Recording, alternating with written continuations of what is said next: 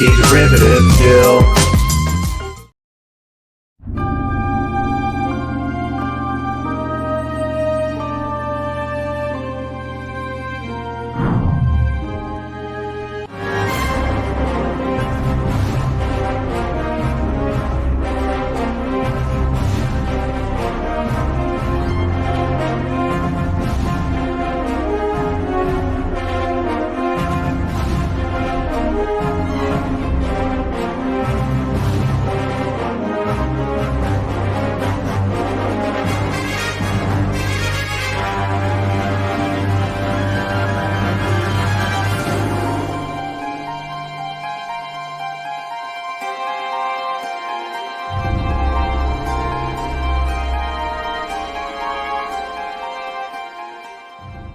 Greetings and felicitations. Vulcan is not my idea of fun. Joy can be many things, Doctor. Hello, I am Anti-Derivative Jill, and this is Indefinite Lunch in Infinite Combinations, where I'm continuing a very special journey through all of the episodes of Star Trek, the original series, and we are in the episode in which the name of my podcast gets created. So that's pretty fun. From the, obviously the infinite diversity in infinite combinations is born in this episode. And so we're watching the original series in production order. And this is the 7th episode of season 3. Is There in Truth No Beauty? And it's the 5th episode in broadcast order, first airing on October 18th, 1968. And today, so far, we have Scotty R37. I know Pop Culture Curator was very excited to be on this episode, so I'm hoping he'll pop up pretty soon. Hi. Hello, how are you? I am absolutely apologetic. I am downright mistaken, Jill. What happened? Forever and a day, until today, I have been calling it Is In There No... I don't even know what I was calling it because now I'm reading it, and it is There in Truth No Beauty? I thought there was Is There No Truth in Beauty? I thought that's how it went, and I've been saying that since I was... I'm sure that nobody even corrects you, because who even knows? This is the 3rd episode and last episode of Star Trek that has a question mark. And okay. So it is a complete question. And the title comes from a poem by the 17th century poet named George Herbert, yes, called Jordan. And the whole quote is, "Who says that fiction's only and false hair became a verse? Is there in truth no beauty?" Which I really appreciate, because I did, through the research for this episode, did come across that poem, and it was just, wow, this episode makes a little bit more sense to me now. Yeah, and I don't think you need to beat yourself up about that. I've been announcing the name of this live stream by all different kinds of questions. Okay. Throughout the entire week. That makes sense. Okay, so I don't feel too bad. But I just wanted to say, I've been saying this episode name wrong forever. Me It's too. like the Next Generation episode 11001100. I just say it until it sounds like a dance. Sure. Well, it's going to be something in binary. Who knows what? Exactly. Hello to Brinko Walker. Great to see you. He's the first vote too. Hello to Mad G. Taylor Swift, greater than Disney, Star Wars, and MCU. I wonder how long this name is going to be. Yeah, Mad G. And of course, also hello to Jim's Landscape. Hey, Jim. Big capital hello to you. And hello to Subcommander Tall. Great to see you. Also, Gavin Blackburn. Subcommander and Gavin. Subcommander Tall says season 3, for all its faults, had the most interesting female characters. And yes, Diana Mulder returns from her last appearance in Return to Tomorrow. Return to Tomorrow. The The episode with the aliens that Oh, that one. need a physical form. Yes. Yeah, that one. Robot bodies. Right. Oh, Yeah, something. she's an antagonist kind of in both episodes, but not a villain. So it's fun. And Kronos, hello to Kronos. Kronos Kronos. says, "Is this the aliens that will kill you by looking at them?" Episode, yeah, kill you. They'll make you insane, Yeah. and then you'll die. Brings total madness to any human who sees one. And Almost any human, as we will see, but I'll say that. I'm really curious what Larry does. Like, I think he's an engineer, but I'm just not sure. Yeah, Sort he's of an Bubba's. engineer. Well, I mean, but he's like Leah Brahms, but for the original, for 1701. So he designed the engines. I am looking forward to discussing that. He never says to Scotty when you're touching the ship. Sorry. I beg your pardon, sir. You're touching. I'll take that back, that bottle of scotch now. You had too much. Spirit of Poopus Cuber says, hello to Commander Tall. And Franco Walker reminds you guys, if you enjoy this material, please subscribe, share, and hit the like, and select live chat. That's true. If you don't select live chat, you're gonna miss out on somebody's Chatting. words. Yeah. And don't forget the poll. There's a poll up here if you want to vote on what you think of Is There in Truth No Beauty? I know what I think. I need to share my slides because they're good. I have a lot of slides. I'm telling you, when there's a hiccup in season 3 in production order, it's not that big of a hiccup. Like, no, I wish I want. Where's Pop Culture? He needs to be here for this one because he was complaining about the lighting, and this one looks. I think it looks good. Well, it does have some interesting, directorial choices with the fisheye lens for the madness, but they also use it for like corridor shots. Sure. Yeah. No, I've never seen that done before either. I think Ralph Sinensky's done a few episodes and he's never used that before now. It was interestingly directed just because you do get to see, like, there's the front third of the bridge of the Enterprise that you never really see to the right of the view screen. Like, it's an interesting view of the navigational dial in between the helm and navigation. It looks bigger and wider, but I know that they didn't change. I don't think they changed that for the new special effects and the new special effects as well. This is something that I'll get to when we leave the galaxy. Because you watched this with the original effects. And no, you didn't. Oh, no. okay. Did I say I was going to? I don't know. You usually do. No, I usually watch the remastered, especially when we're in season 3, because I haven't seen these. There might have been one time because I wanted to see. But they're like, as I mentioned before with the Blu-rays, it does tell you when they're using new special effects. But I never pressed the button to see the old ones. Oh, Gorilla. That's pretty cool. And Gorilla says, "Kapla, gotta work.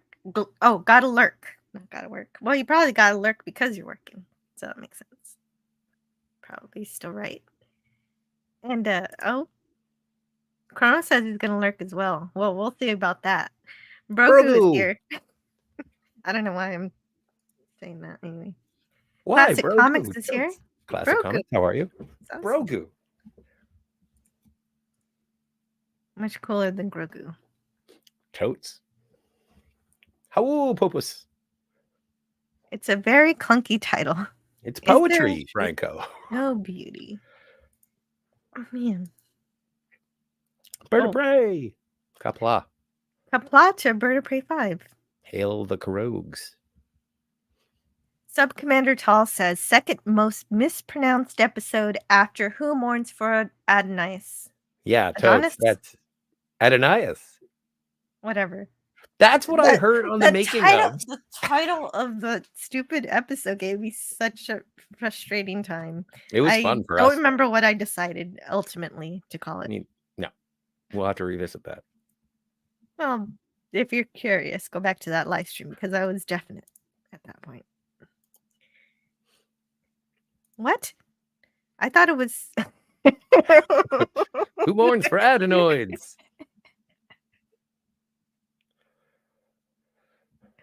And yeah, Lurkers don't respond. Oh, son of a bitch. Yeah, see? I told you you're not a lurker. I knew there it. you go. I win. I knew I was going to win that one.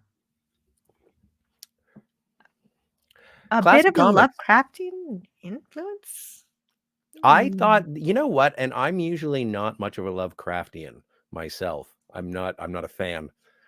But yeah, this is something that I think you're absolutely correct in terms of something that is extraterrestrial and monstrous, but in this case with a sublime intellect, I believe is what Kirk says in his captain's log. But yeah, it is a bit Lovecraftian if I understand the nature of Lovecraftian themes.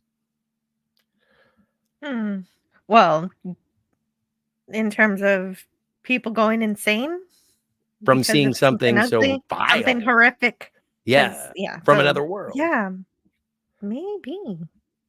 We don't know why this alien is formless. Where's It evolved. oh, well, that's probably, but they don't say. Yeah, Oh, it well, in the first captain's everything log. evolves, but does it? Yeah, Does it say in the first captain's log? I don't remember that. absolutely. Right off the hop. Okay, then. Oh yeah, you're right. They evolved. Well, every species evolves, so I guess that makes sense. Kronos says, "I need some sweepies." Ah, okay, Kronos. If you gotta go to sleep, that makes sense. Let us be your Sleep ASMR. well. Yeah. Close your eyes. Have a wonderful nap. Yeah. Jim says, "I'm not mulching leaves today since it's snowing," and put message in the Twitters. Oh, did you get to see this episode? Message in the Twitters. I don't see a message in the Twitters. It is snowing though. I'm confused. I don't see any message. But if you like, you can send one. Okay. James Caserta says life, but not as we know it. Not as we know. It's life, Jim, but not as we know it, Captain. Hey, Jim. James Caserta. Taylor Swift, greater than Disney, Star Wars, and MCU. Jill. He gifted a membership.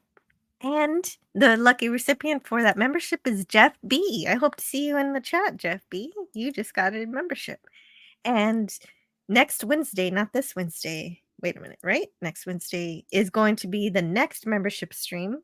Oh wow. And we'll see what happens there. I got to put together something special for that. We'll see for what I'll do. James Caserta says Jill is food for the starving Trekkie. Oh, thank you, James. You're a food cube. I'm a food cube. I'm the food process synthesizer. Sub-Commander Tall says, "Is there truth? No beauty. Is there no truth in beauty?" That's what I usually say. Is there no truth in beauty? Beauty is in the truth. No, there. I don't think I've done that one though. I like this one. Ari Bovell says, "Let this be your last tonsillectomy." Oh, hey, Ari. That's funny. Berto Prey 5 says, title is there in truth no beauty? What were people mispronouncing? Confused. I was getting it in the wrong order, Berto Prey. I was doing it wrong. I've been doing it wrong. I was saying, is there no truth in beauty? Nameless, unspeakable horrors from beyond human understanding is Lovecraftian. Exactly. Oh, thank you so much. They evolved, so they were stuffed into a box, so we can keep tabs on them. Yeah. So when you guys gaze upon something, and it drives you crazy, Star Trek Discovery. Oh, jeez. I don't want to go there. It didn't drive me crazy. That was the best part. I just ignored it. I looked away. It was very much like this is the same thing that happens in. It took me 2 seasons to finally look away. No, I was done by the first. And no, but it reminds me of the end of Indiana Jones and the Raiders of the Lost Ark, Mhm. when Indy is saying to Marion, "Shut your eyes, Marion, don't look." And it's like, don't look in the box. I think that George Lucas ripped off Star Trek again by, Whoa, I didn't think about that. yeah. But it was, and then Kirk on the bridge is like, "Shut your eyes, Spock, look away, don't cover her Oh, and you're eyes." talking about the Doomsday Machine for the Star Destroyer. Yeah, for the Death Star. Death Star, yeah. And Hey, it's a apparently there was credit. something he also took from Lost in Space, which was the ending from the episode of Lost in Space, Follow the Leader, which Okay. it has the same ending.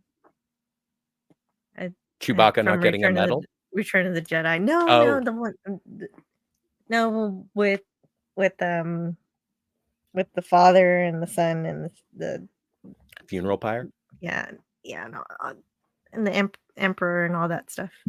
Well, filmmakers steal. Tarantino said it himself. Filmmakers steal. But reference to production of these episodes will be from Star Trek 365. There'll be just a couple of pages. I don't think Paula didn't really have that much to say about this episode, so she kind Oh, of has she has a summary, and then she has one text about the IDIC, oh, and then she talks about Scotty for a bit. oh, that's cool because it is. Yeah, no, there's some cool Scotty stuff going on in this episode. Yeah. But anyway, I first learned about this text from Raquel Briggs, who reviews all of real Star Trek from 1966 to 2005 on the Clobberns Times channel on Saturday nights at 9 p.m. And so we're well into Voyager over there. And this week we're going to finish season 3. So you can expect to see me on that episode because I am invited on the panel to talk about the end of season 3. And it's so much fun to talk to Clobby and Raquel. And so I'm very excited for that. So you just finished watching Scorpion Part 1. Yes, that is Nice. the episode we're going to talk about. Scorpion Part 1 and then the episode before that. Okay. So that's cool. That's great. Because that's the end. That's the waning Kess years. That'll be lovely. The introduction of 7 of 9. Yeah, 7 of 9 in season 4. Can't wait. So this is the brink. It's 7 of 9 Eve. Annika? Something. Annika. Yes. And then I'll also make some references to these are the Voyages by Mark Cushman because he has some really great stuff in there. I'd never get through all of it, but maybe I'll be able to pick up a few things from it. And even though my slides go in order, you can talk about any part of the episode you like. To help with that, I'll read the preview for Is There in Truth No Beauty from the 365. Oh, where is it? I'll shut up about it. Here it is. There you are. And Miranda says, who is to say whether Kolos is too ugly to bear or too beautiful to bear? The navigational capabilities of the benevolent Medusan species far outpace those of any humanoid intellect, yet the appearance of these non-corporeal beings is so jarring to the human mind that it induces instant insanity. Space madness. Brings total madness to any human who sees one. The Enterprise has been assigned to convey Kolos, a Medusan ambassador, back to his home world, along with psychologist Miranda Jones, a beautiful human who hopes to form a telepathic link with Kolos. Also along for the ride is Lawrence Marvick. Yeah. Marvick, excuse me. A Federation engineer assigned to aid in an exchange of technical information with the Medusan using Miranda as a translator. Kolos travels in a shielded container to protect the humans around him. But Marvick, whose infatuation with Miranda has made him irrational, inadvertently looks at the ambassador during an attempt to eliminate his competition. In the grip of madness, Marvick sends the Enterprise careening across the galactic barrier, placing the crew on the course for oblivion. Good. And Question. Where do they pick these people up from? they rendezvoused via a little ship that we see No, at but the at the end of the beginning. episode. At the beginning of the episode, because they picked them up from a planet. I don't know which planet. There's a lot of talk of Vulcan, but I didn't think it was Vulcan. And the reason I ask is just I wanted to know the proximity of the planet to the galactic barrier. Well, we know we're going to the Medusans' home planet. But no, we're supposed to rendezvous with a ship. I don't think you can't. Well, and also this is a difference from the special effects. Is the final rendezvous with the Federation ship that kind of looks like a Daedalus class. It is with the sphere instead of the saucer section, and then Star Drive. It's compact, but I don't know what the original special effect. We should Totes check and see if that's a thing that. Are we going to do the comparison of the special effects at the end? Yes, Great. and I'm sure that it doesn't appear, the Medusan ship doesn't appear in the original series because it said that it is based on early concept art by Matt Jeffries for the Enterprise itself. Mm-hmm. Later, I think the Daedalus class was introduced in, I want to say the Star Trek chronology, because it was also referenced in the Next Generation episode. When Data, Troy, and O'Brien get taken over by the ghosts from the prison. Mhm. That was supposed to be a Daedalus class they were impersonating the crew of. Oh, So there's cross-referencing to Next Generation, the Star Trek chronology, and here, I think the I'm encyclopedia, curious. Let's see. Star Trek encyclopedia as well.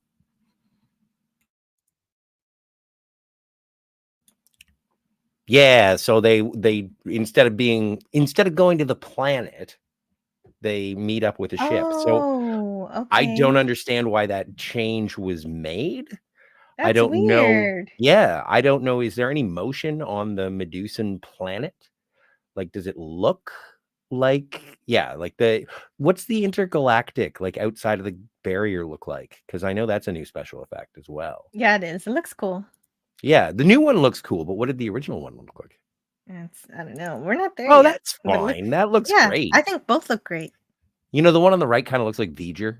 It's like they're using V'ger effects. Oh, I wonder if they are. That's a good question, but you got me distracted. Where am I even? Who am I? Well, Larry's here. You forgot about Larry. Larry. Hands up for Larry. What is that old song? There's an old song about a guy named Larry. I'm sure that someone knows about it. Mm-hmm. Oh, Larry was played by David Brankham. Yes. And let's see. Sinensky wanted him because few actors could have the range to be, just a brilliant engineer in 1 minute and then completely insane afterwards. And so he had been in Return of the Fly and in Outer Limits. Apparently there was an episode of a television show where he actually also was injured by an alien that he looked in a box. Oh, really? Yeah, I'm not familiar with it, so I didn't mention it. Like until now, Well, I mentioned until it. Now, you did until mention now, it, and then I didn't, and I have no facts to back it up. So but it's something. It sounds like a thing. It well, sounds he was like he was in Outer Limits, so maybe that's what there. It was. More than likely, I would suspect that it was Yeah, because he had played a space officer from Earth, imprisoned and tortured by aliens in Outer Limits. Makes sense. I like his uniform. I like his jumpsuit. Mhm. It's one of those Halloween costumes that I would, everyone would be like, "Who are you supposed to be?" And I'm like, "I'm Larry from Star Trek." So everyone would be like, Larry "Oh my from god." Star Trek. Well, at least it's low key, so it just looks like you're. I don't know what it really I don't looks even like. know. I It can't go definitely grocery shopping looking you like can't go this. grocery shopping. Yeah, you can't go grocery shopping, but It almost looks like a subdued Romulan, like mm, with the color scheme. I'm not saying that this is like subcoding or anything like that. I just think we have purple and gray. We have lots of it. Let's use it up. oh, that could be. It didn't drive me crazy. I walked. Hmm. Well, good. It stopped snowing, so Snortopoopa says George Lucas used other people's ideas? No, tell me it isn't so. Tattooing bears bear no resemblance to Dune whatsoever. Just ignore the sand people and skeletal worm lying on the sand dune. So, Classic Comics says, I think Indy's warning to not look at the Ark was drawn from the story of Sodom and Gomorrah when Lot and his wife were warned to flee the city and not look back at it. Yeah, and that makes sense. then somebody looks back and gets turned into salt Or their face melts. or their face. That kind of changed the Bible a little bit. No, cooler. Do you ever see Darren Aronofsky's Noah? It's crazy. I always thought Medusa was a woman. Yeah, that's how they show her in the movie. But this is an alien that Yeah. just happens to be named after. Anyway. Well, what was like we've had on the nose titles before. We had Elon of Troyes, which is obviously Helen of Troy. And now Right. it's like, we got an It ugly was species. almost What do we literally call it? Helen of Troy. It was almost literally Helen of Troy. And now it's like, Well oh, we got an ugly species. What do we call it? I don't know. Medusa? Yeah, that's good. well, it makes you crazy, but doesn't turn you into stone like True. Medusa does. Just kills you. Yeah. Gavin Black from Burn says, I watched the decent but not great John Wayne film McHugh recently. Diana Muldaur was the co-star of that movie. Gavin wow. Blackburn, I've seen McHugh, and every time I see Diane Muldaur, it does take me out of it. And I'm like, it's Pulaski. It's well, that's how I I'm am sure every time I hear her or see her. I'm sure that some, Law and Order fans say it's her character. But Wow, that's really a deep dive for Eagle Moss to do. Eagle Moss made a die cast of the Medusan ship. That is really neat. Eagle Moss isn't making ships Eagle anymore. Moss isn't doing anything. Well, did they get bought out? I think they've got bought out by somebody, and so I don't know if you can buy the ships yet. And that might still be in the works in terms of getting the production of those ships out again. But somebody can correct me in the chat if they've been following that a little more closely than I have.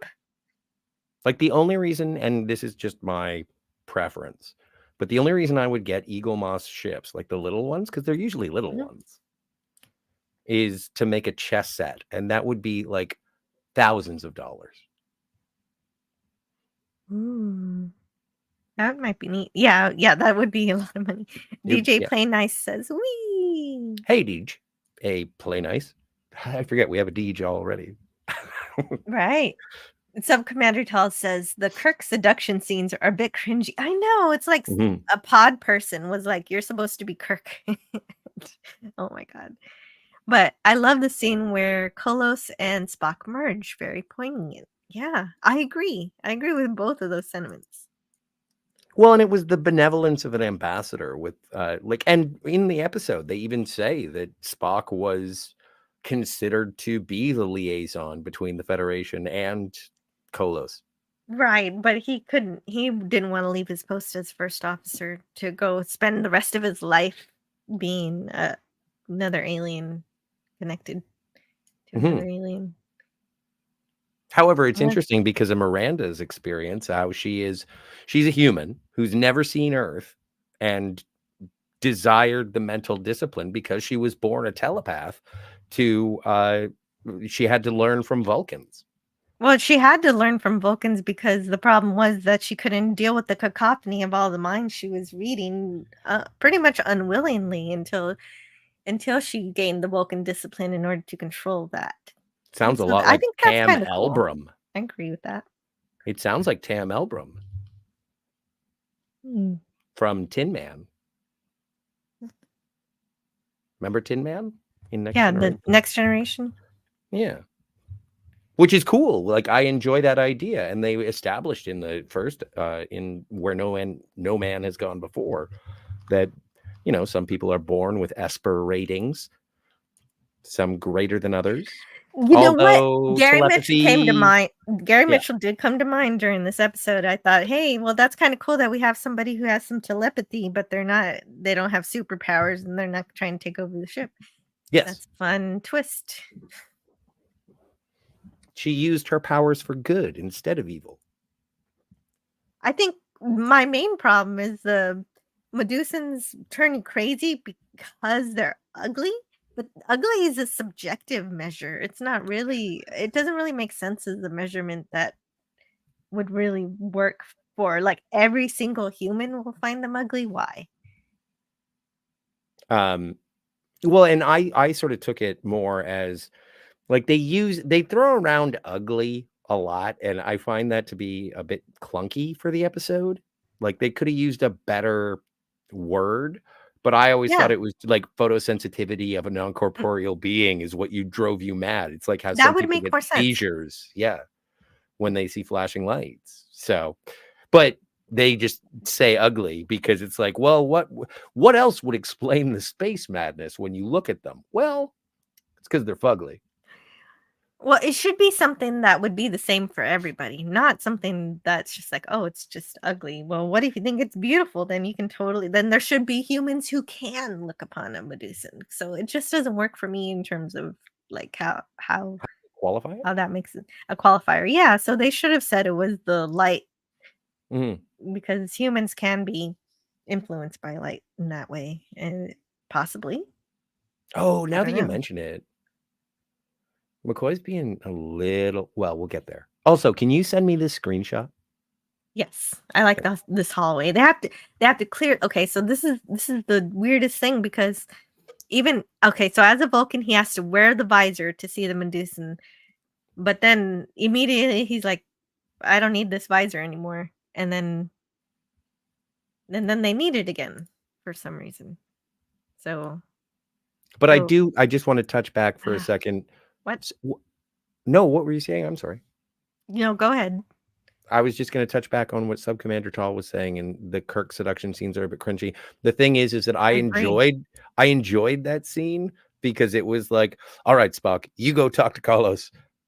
I'm going to go and distract Dr. Jones. How will you Yeah, and distract him, Captain? he's Oh, I have my ways. yeah, it's kind of like a comedy or a sitcom. Instead of being honest with her and telling her the truth, they have to deceive her, and so that's a very sitcom-y kind of trope. It doesn't really feel like I'm watching Star Trek. It feels more like I'm watching Seinfeld. Yeah. Well, and also I was okay with it until he tried to kiss her. Uh-huh. Like, once he tried to kiss her, I was just like, Like, whoa, easy. you can tell that she is not down with it. Why are At you all. going for the kiss? Yeah. Just how cocksure Jim Kirk is. Mhm.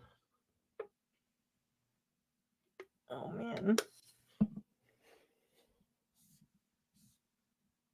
But in terms I of don't know. with the It just discrepancy feels of the visor, are you referring Yes. to later or now? Now, Okay. right Yeah. now. They do take it off, and then, well, you Put know it what it on could be? whenever they want. What? It could be here, and this is absolutely just supposition. I'm pulling things out of thin air. But what if the anti-grav unit fails and it breaks the box? They've cleared the hallways Yeah, they for a cleared the specific hallways. reason. Even though the thing's in the box, it's totally fine. No, it's not gonna get out. But you're saying in an accident in which Yeah. the anti-grav unit fails and the box falls open and the ambassador freaks out and flies out and kills everyone. Well, he's not going to freak out. He's just the only reason he's in the box is so that people don't see him. Right. And So also, he I is would not locked in the box. See, we don't know if he's locked in there. Well, he is locked in there because then they have to press these buttons to get him out. So he's he can locked in open it. there. He can open it himself. I think so. They don't say that. But how does Larry see him? Well, oh right. Because Okay, the so box starts to open before Larry even gets close to it. He's busy pulling out his phaser, spoilers, to right. kill Kolos. Okay, it's open once it's locked right now with the grab unit thing. I think. And then it doesn't open until he's in his room. We're just guessing really because nobody explains this box to anybody the entire episode. I had some ideas about the box. Okay.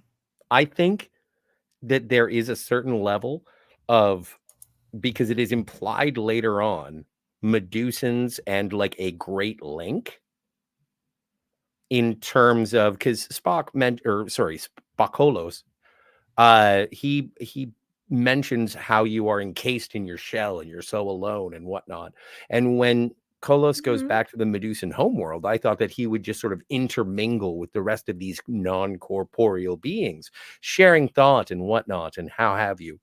But when it comes to travels outside, he knows that he's going to be confined, but it's not a matter of space. His essence is still, he doesn't need to put his feet up because he doesn't have feet.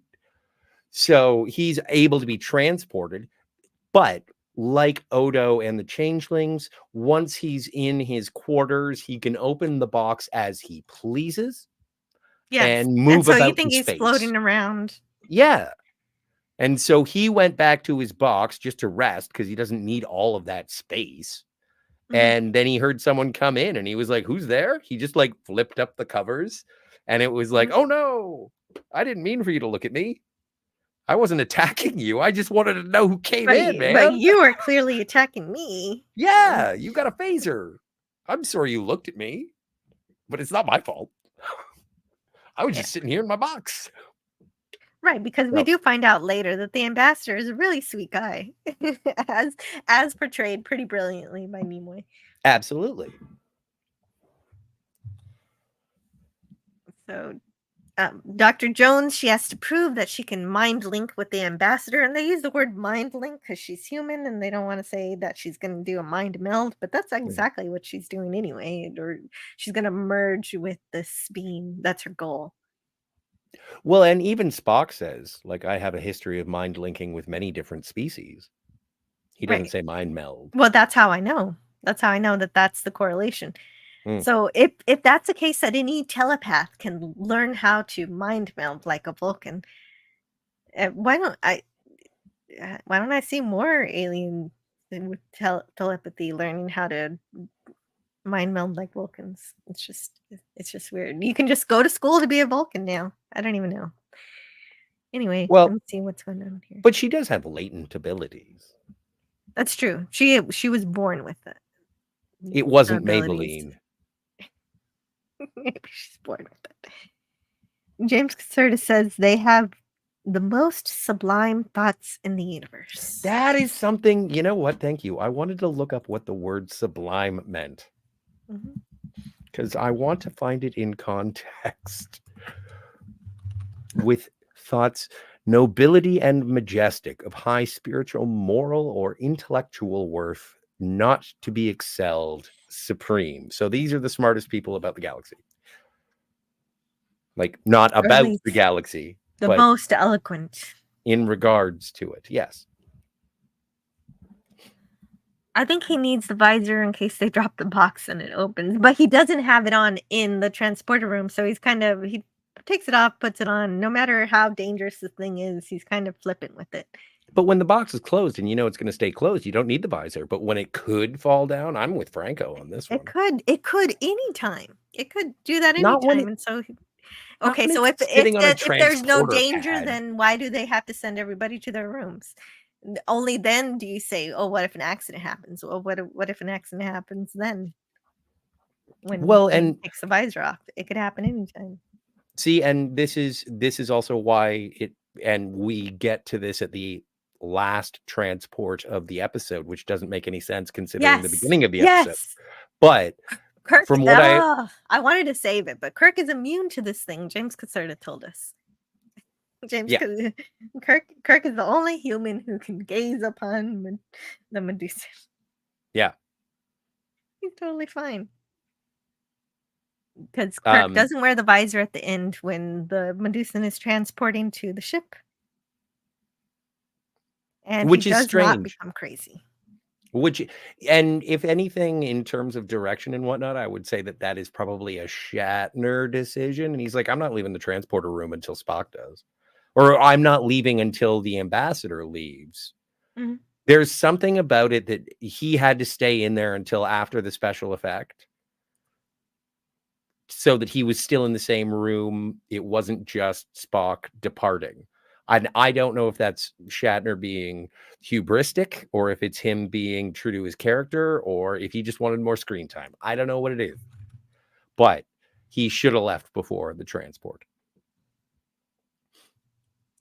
And Yeah, he also, should have. It was in silly. terms of the process, here is what I'm thinking as to why why Spock has to put on the visor, is that the way that the transport goes is that they have to beam up the ambassador first, and then they beam up the box around the ambassador.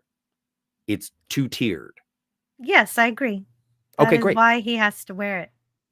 Super because feathers? he's forced to look at it, and then he takes it off to look at Miranda in normal color. Yes. And Princess Fiona says, unlike the filth, Starfleet actually takes precautions.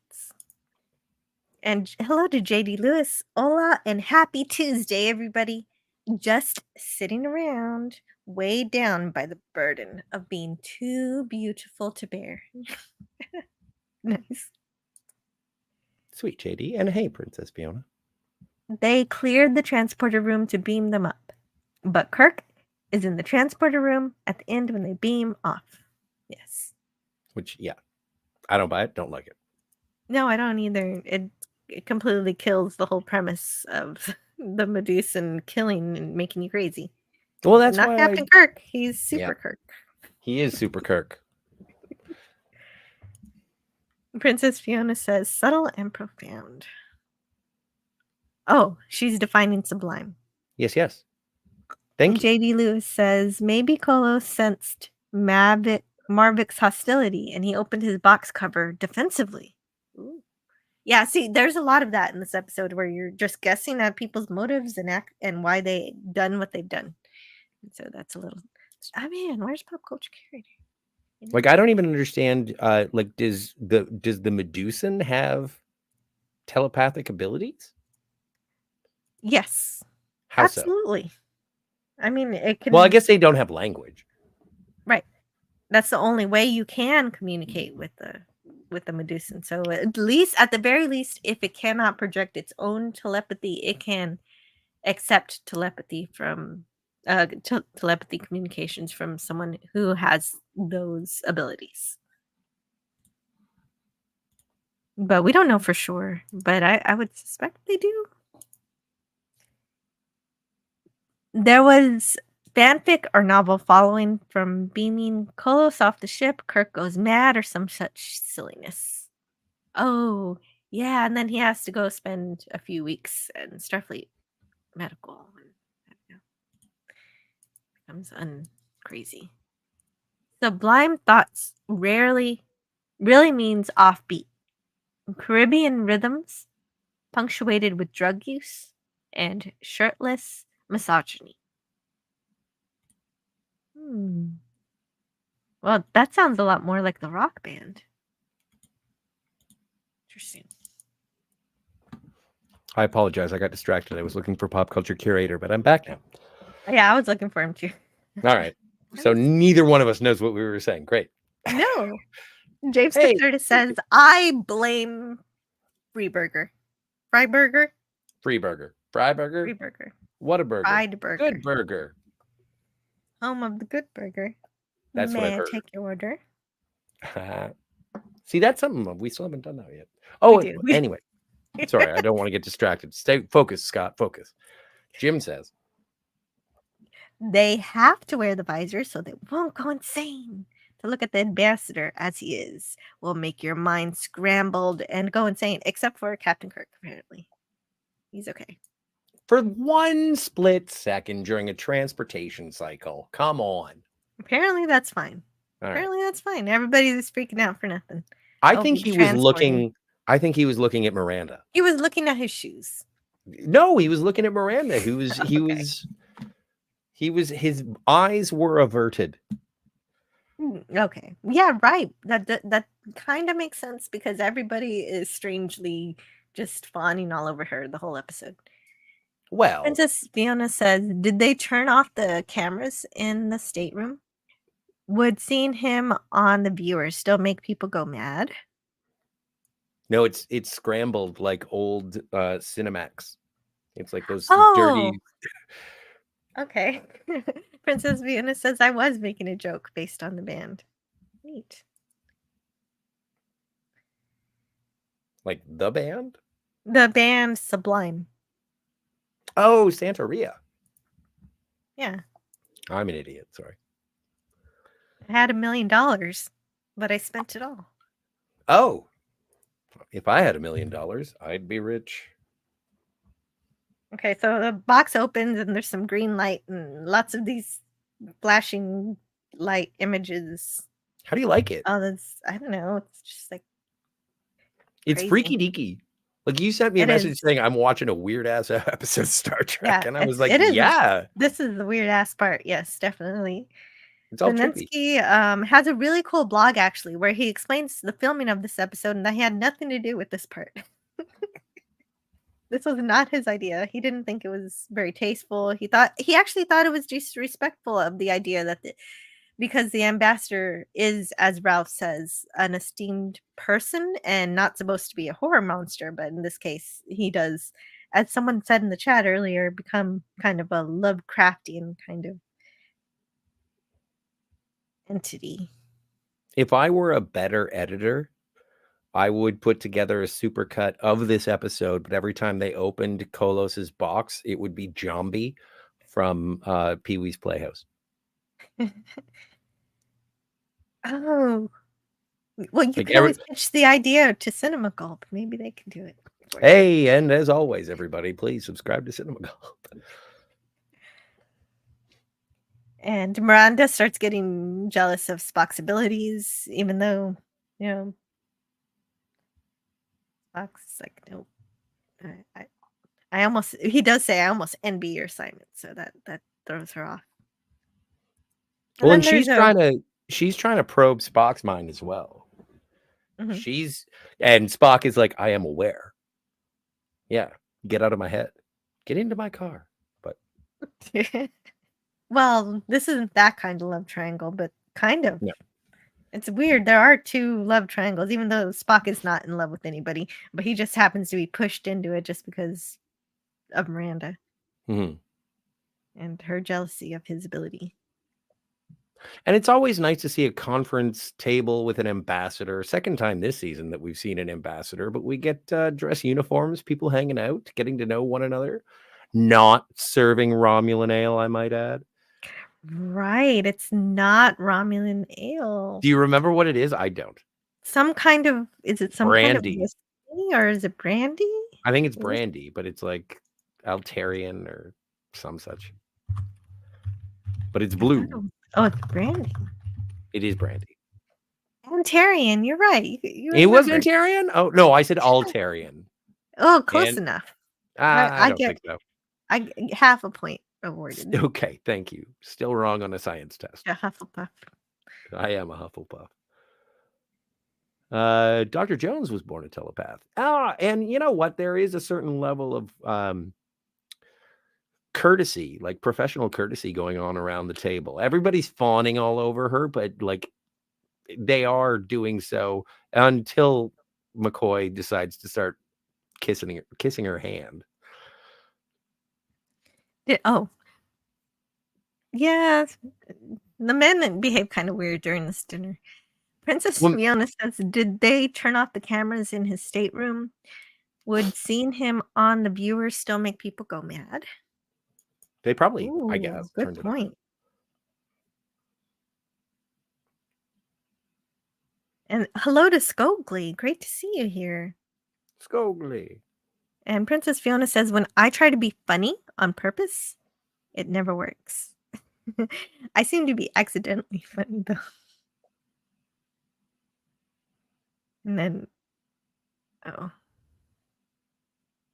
Yeah, DJ Play Nice gets it. That's Bare Naked Ladies if I had $1 million. Yes.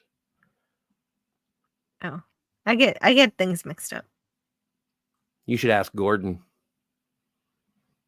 James Caserta says, that's what losing your mind feels like too. Liking the Bare Naked Ladies? Yep. I spent the 90s drunk, so I don't remember any of it. I'm glad. I didn't spend the 90s drunk. I was too young. Me too. Well, like the last 3 years. That doesn't count. I got all the good stuff. I thought the Sublime reference was funny, albeit a bit obscure, but I'm weird. No, Lex. You're I on the liked ball. it. I liked Yeah. it.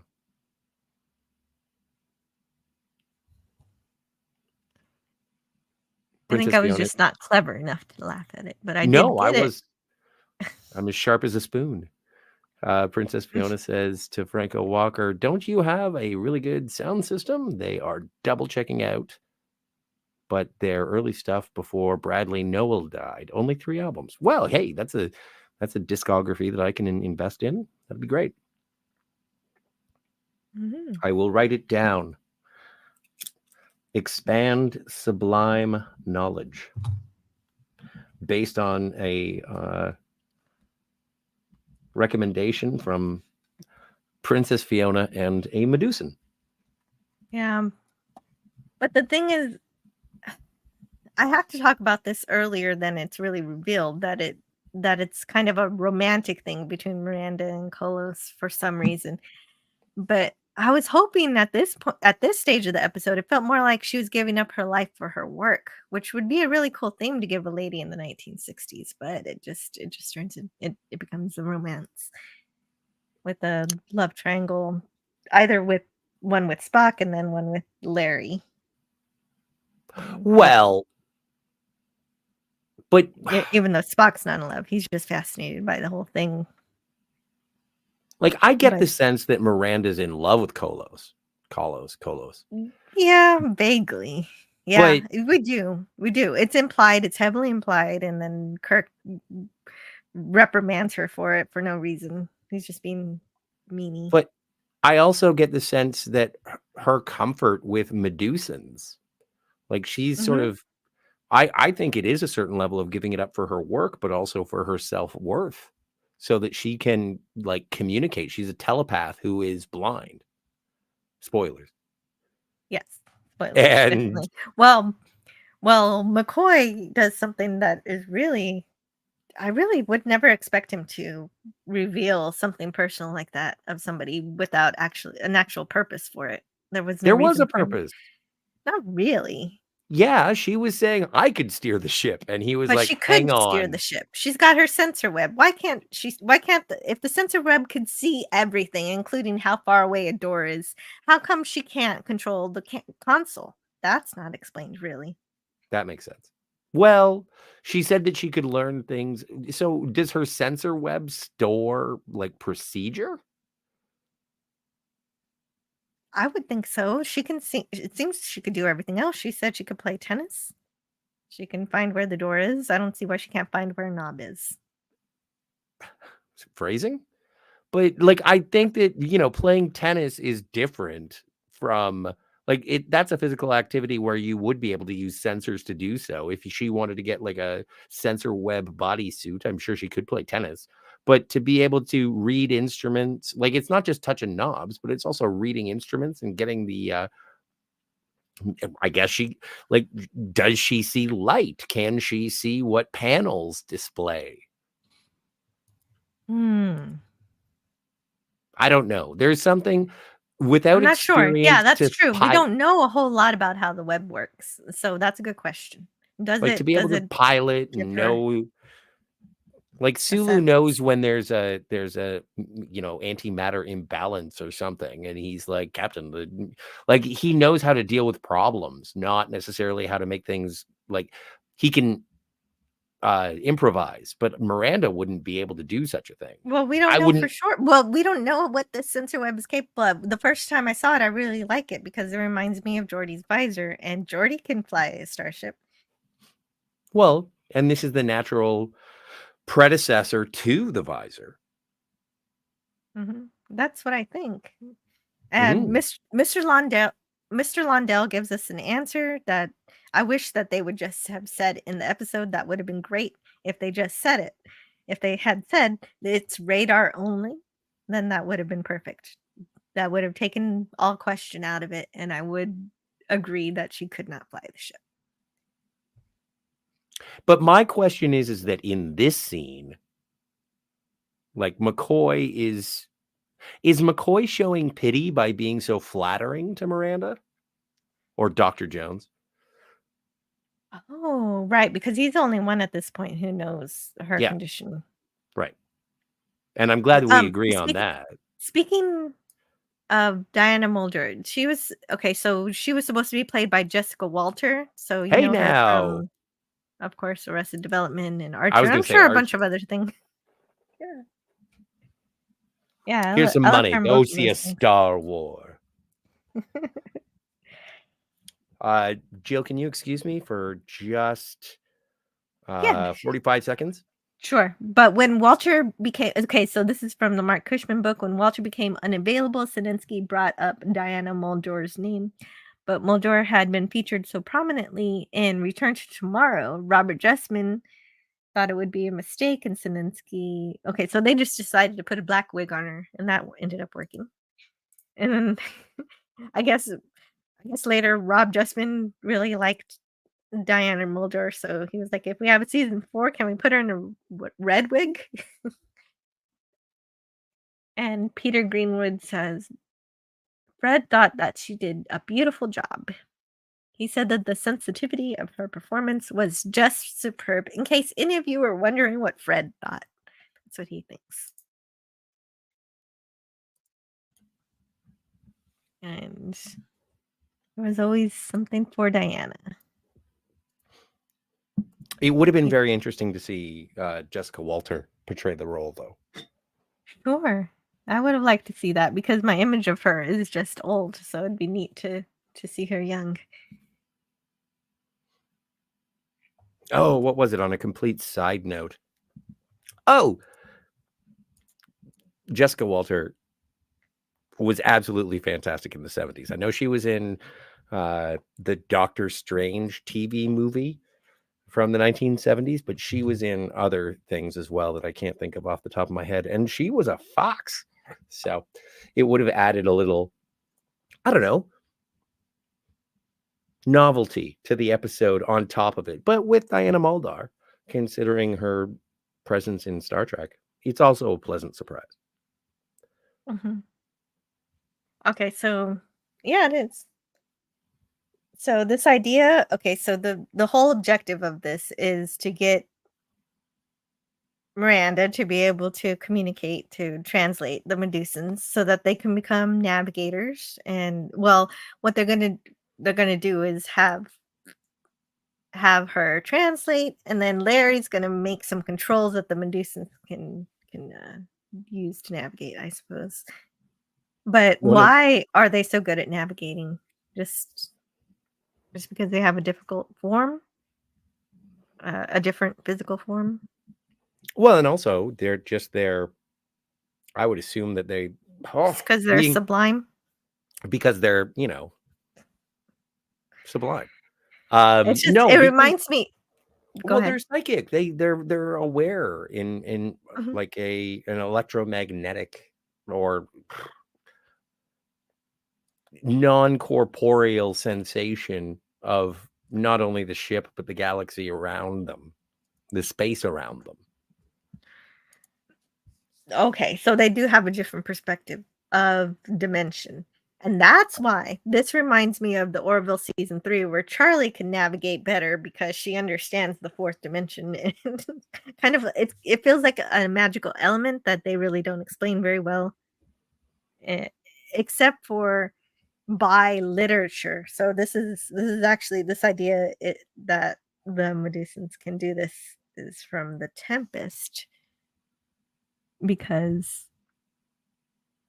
Miranda, who is the beautiful daughter of the Duke in The Tempest, has a spirit that's charged with creating a means to help navigate a ship, carrying Miranda to safe harbor and marriage. Except in this case, Miranda is also marrying the spirit. The Tempest is such a fantastic play. Mm-hmm. And this scene, we also, well, did you want to say more? No. Okay, great. So this scene also is where we're introduced to IDIC. They say IDIC in this episode, but I like That's what I IDIC. say. Yeah, you say IDIC? Okay. I say IDIC. I don't really mind that it's Gene's marketing tool. Well, IDIC please is provide the basically backstory. it's basically the theme of my channel. Just I love diverse opinions. Well, did you already explain what the IDIC was? Or the IDIC? She says IDIC. Well, let me read from the 365 book because I have this here. Oh, okay.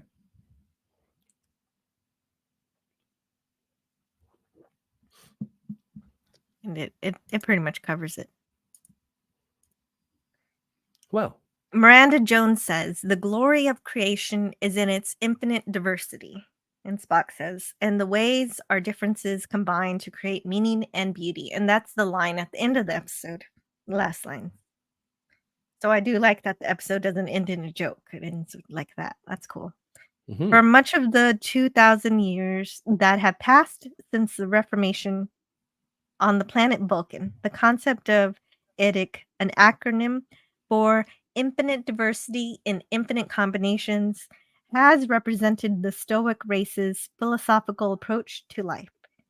The visualization of the IDIC, a triangle embedded within a circle, its apex pointing to a precious stone, is in fact a national symbol of Vulcan. The concept of IDIC sprang from the creative mind of Gene Roddenberry, but he didn't introduce it until Star Trek production was well into its third season.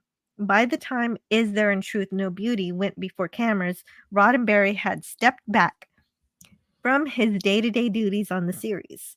In fact, his only contributions to this episode were the lines of dialogue that introduced the IDIC to viewers, and his behind-the-scenes suggestions to designer William Ware Dice about the design of the IDIC pendant Spock wears in the episode. Not long after the episode aired, Lincoln Enterprises, a small direct sales operation formed by Roddenberry and future spouse Majel Barrett to meet the growing demand for Star Trek merchandise, began supplying similar IDIC pendants to eager fans. Critics have suggested that the thought of the merchandise inspired development of the philosophy, but the IDIC concept is a sound one, profound enough to stand the test of time and become the cornerstone of Vulcan beliefs in subsequent Star Trek productions. And so, in order to get Leonard Nimoy and William Shatner on board, Gene had to cut down the dialogue about this enough, and it worked. Well, they did introduce the medallion, and then Leonard Nimoy said, this doesn't make any sense with the story that we're telling. Mhm. So if you could let me know why I'm wearing this and why I'm saying these things, that would be great. In fact, take it to Gene. Make Gene come down here and tell me how to do it. At which point Gene Roddenberry said, yeah, I'm making pendants from a company. And yeah, And so Leonard Nimoy said, well, I'm not going to say all of this because it brings the whole story to a standstill, and there's much more that could be done, but we're stopping for your trinket. It is kind of weird. He just shoves it in an episode without really knowing the context of the episode, and I really love the idea. It's a really great idea for Star Trek in general, but if you're gonna make it, you got to make a whole episode surrounding it. And I think kind of this episode actually kind of contradicts it a little bit, because it's like, oh well, infinite diversity and infinite combinations. Unless you're ugly, then you're gonna make someone crazy. Yeah, but I think that's kind of a superficial. That's a superficial quality to the Medusans. The fact is like, and as we are told by Kirk's captain's log, is that they have they've got the sublime understanding of navigation in the galaxy, and then also we do have actual interaction with the grace of the Medusan people, despite the fact that they may be interpreted as quote unquote ugly by corporeal beings. They still, they're not. Kolos is never the bad guy. He's never the antagonist. He at best, he's a MacGuffin. Like he is what if Kolos isn't on screen, we should be talking about Kolos. So yeah, I think it's an interesting commentary, and I like the fact that it's introduced here. I think part of my interpretation of this episode is based on hearing that it was a marketing ploy, but it doesn't feel as shoehorned in as the production and the merchandising would indicate. It's weird that it shows up out of nowhere, but there are plenty of television shows where in the third season something shows up out of nowhere. Plus, I think it's also an excuse to get Scotty wearing the Scott tartan for his costume as well. Everyone is being ornate, and in terms of character, Spock is saying, I am wearing it to honor Dr. Jones. So yes, and speaking of his kilt here, Montgomery Scott was a Scotsman, but Jimmy Doohan wasn't. And so this is from the 365 book. The actor actually was of Irish descent and born in Vancouver, British Columbia. However, he was a superb dialectician, proficient in many accents, including British dialects, European and Asian accents, and numerous vocalizations as far afield as Rastafarian. Doohan recalled that when he went to Desilu casting office, he had no idea that he'd wind up playing a character with the Scottish accent. I was called one day to read for Star Trek, and because I do a lot of accents, they said, please do a lot of accents, recalled Doohan in an interview with Tom Snyder on The Tomorrow Show. So I read the same 5 or 6 lines in about 5 different accents. They picked the Scottish, and of course, I was delighted with that. I think that the tradition of the engineer is the Scotsman, because all the great motor ships and steamships in the world were built on the Clyde River. Doohan was proud of the character he created, and he was fond of saying, Scotty is 99% me and 1% accent. Viewers with a good ear for voices may have noticed that he did more than just the chief engineer's voice on Star Trek. He was the series' go-to guy when the voiceover talent was needed, and he could be heard as Sargon in Return to Tomorrow, the M5 computer in The Ultimate Computer, Trelane's father in The Squire of Gothos, and the Oracle in For the World is Hollow and I Have Touched the Sky. And can't wait. Yeah. As a practical linguist, he contributed to Mark Ochran's development of both the Klingon and Vulcan languages. Oh, I knew he worked on the Klingon languages, but not Vulcan, which were initially created for use in the Star Trek films. And further point to the 365 book, you could say he plays a lot of characters in the animated series, an incredible amount. Absolutely. I was going to say he plays every character in the anime series, but that's not true. but it feels that way. There is an embarrassing interview on Oh Late my Night with goodness. Conan O'Brien. Hey, Princess Fiona. Yes, thank you so much, Princess Fiona. She sends in a $2 super chat. The Medusans were based on Dune Guild navigators. Oh, That's awesome. wow. Thank you so much. I would not have got that. And oh, hey, Darius is here. Hello to Darius Munchausen. Darius. Mhm. That's interesting. It is.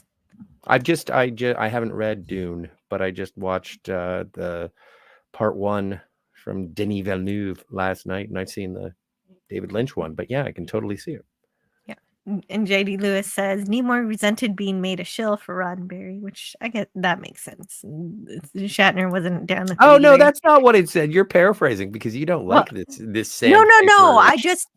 It's just that we went over all of this. Nimoy complained that Roddenberry rewrote a scene in the episode to reference the ILIC medallion because Roddenberry was selling the medallion. That's all I missed, and that's what we already discussed.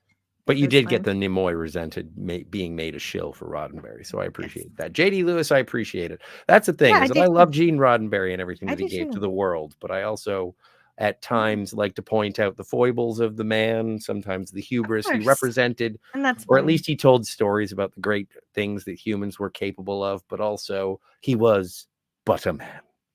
Mhm. She's blind. The dress is radar only. Oh yeah, I did catch that comment as it was flying by, and yes, I. Well, if the episode focused a little more on the technicalities of some things, I might have been down with more of the things that occurred. Jordy was able to do all of that, but his visor was probably fancier than her sensor web, I would say and so. that makes sense. It's why she can't pilot a starship. She can't see the controls, says Mr. Londell. Hey, Mr. Lundell. The sensor net probably produces much more information than simple radar. Thank you, Princess Fiona, for that counter. That's what I think too. I think that she seems to be unaffected by her blindness for the whole episode. It's like she's not even blind until she takes off her sensor net. And then Yes. Diana Mulder plays a great blind person. You definitely buy that she's blind. I still think she indicates it while she's wearing the sensor net. She's still You of think so?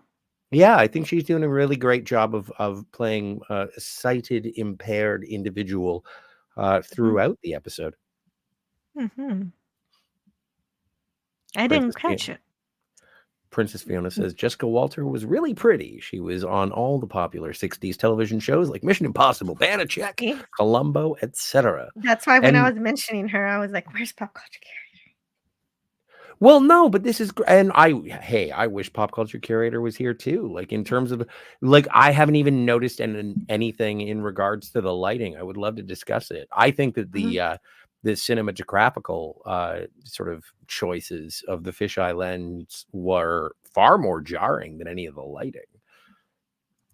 Oh, oh yeah, but they served a purpose for showing us the world as the Medusan saw it. Yes. Jessica Walter played Shatner's wife in Shatner's previous series For the People. And hello to Darius Munchausen. Lex Entropy says Jessica Walter was great in Play Misty for me with Clint Eastwood. You know, Lex, I've never seen it, but I will. I'm going to write it down right now. Thank you. It's good to see you, Lex.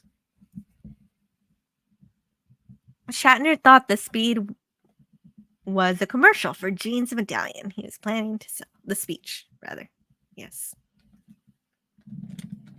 What's up? Franka Walker says Shaggy. Hey, Shaggy. John. Hey, Shaggy. Merchandising mofo, says James Caserta. Sounds like the same kind of But you jerk know what? off that It would probably is- make lyrics to the theme song to this TV show. At least, though, unlike the lyrics, the medallion has some thought put behind it, and it's actually something that fits within the Star Trek universe pretty well. Well, as long it as you're looks going to make cool. it, as long as you're going to make a medallion, you might as well say that it represents peace, love, and understanding. Yeah. And if you do like this live stream, please subscribe, share, and hit the like, and select Don't forget to live tell chat. your mom. I haven't sworn once today. Oh, wow. I didn't even think about that fact. I know, right? I'm on my best behavior. There's an ambassador present. Thank you so much for the super chat, Princess Fiona. That was awesome. And it's so cool. Like, I'm really looking forward to the new, like, the Dune Part 2. And if you want to go back and watch the old Mission Impossible shows, the thing that will strike you the most is what Star Trek actor has not shown up in the series. Both great stars and regulars. I know Larry Nimoy did a bunch of stuff. Well, But and you're right. I've Jill, never seen it. when you've been watching Man Mhm. from Uncle, and so you've been I have. seeing like a who's who of Star Trek actors on there. I do. I know. It's like almost every episode has either a background actor or someone who was a lead in one of them. Indeed, it's a rare privilege meeting one of the designers of the Enterprise. Well, see, that was a tease. That was a tease for the episode, and I'm set. That tease was never fulfilled. I wanted Scotty to talk to Larry, and I wanted them to fight over ship systems and the little contest that Scotty wanted to have. I wanted to see that. I wanted to see Larry be more than just a lovesick puppy who doesn't have his love returned. But anyway. I don't know how well. Vulcan is not my idea of fun. Joy can be many things, Doctor.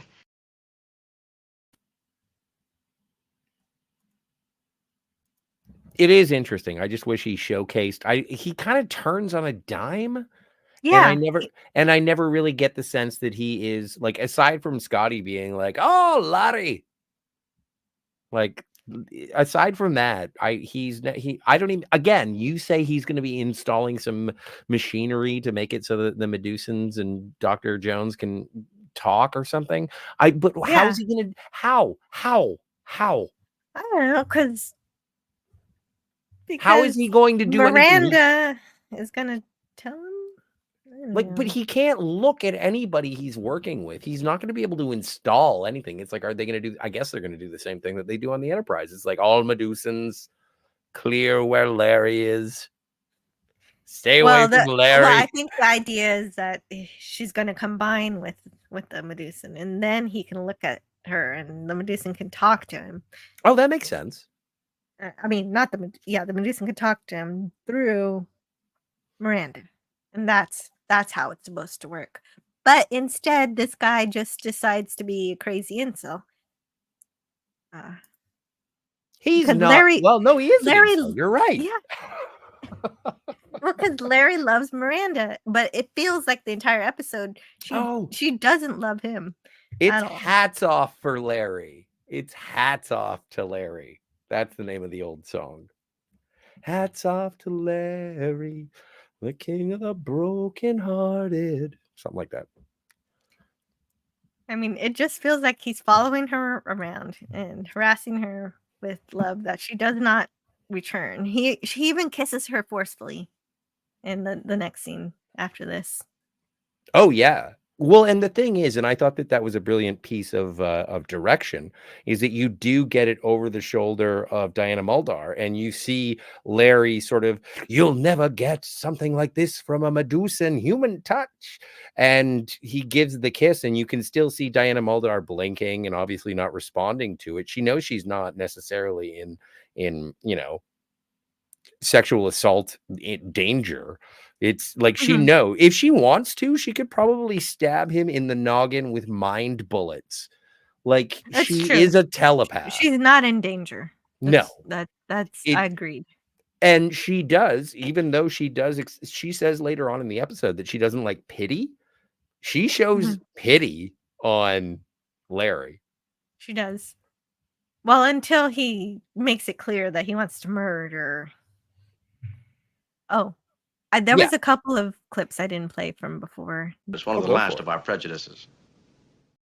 You know, that we consider things beautiful or not. To read minds. How not to read them, Captain. And how she had to study Vulcan to control her telepathy. And this one Good night, gentlemen. Good night, Scotty. Why don't you try being a woman for a change? Oh my god. Why don't you give it a That's from- go, Miranda? Yeah, she realizes that he's the one who's been wanting to murder someone, and then he says that. Which kind of makes me think that she's not necessarily the best telepath in the world because she was in the same room twice. Right. And This you is a could have cross. just and you could have just did process of elimination. You know it's not going to be Spock. Yeah. Might be McCoy. Could be McCoy. But So yeah. anyway, hang So on. the Just quote 1 is second. okay. Let's do this quote. Let's make a radio play out of this quote. It's just 2 quotes.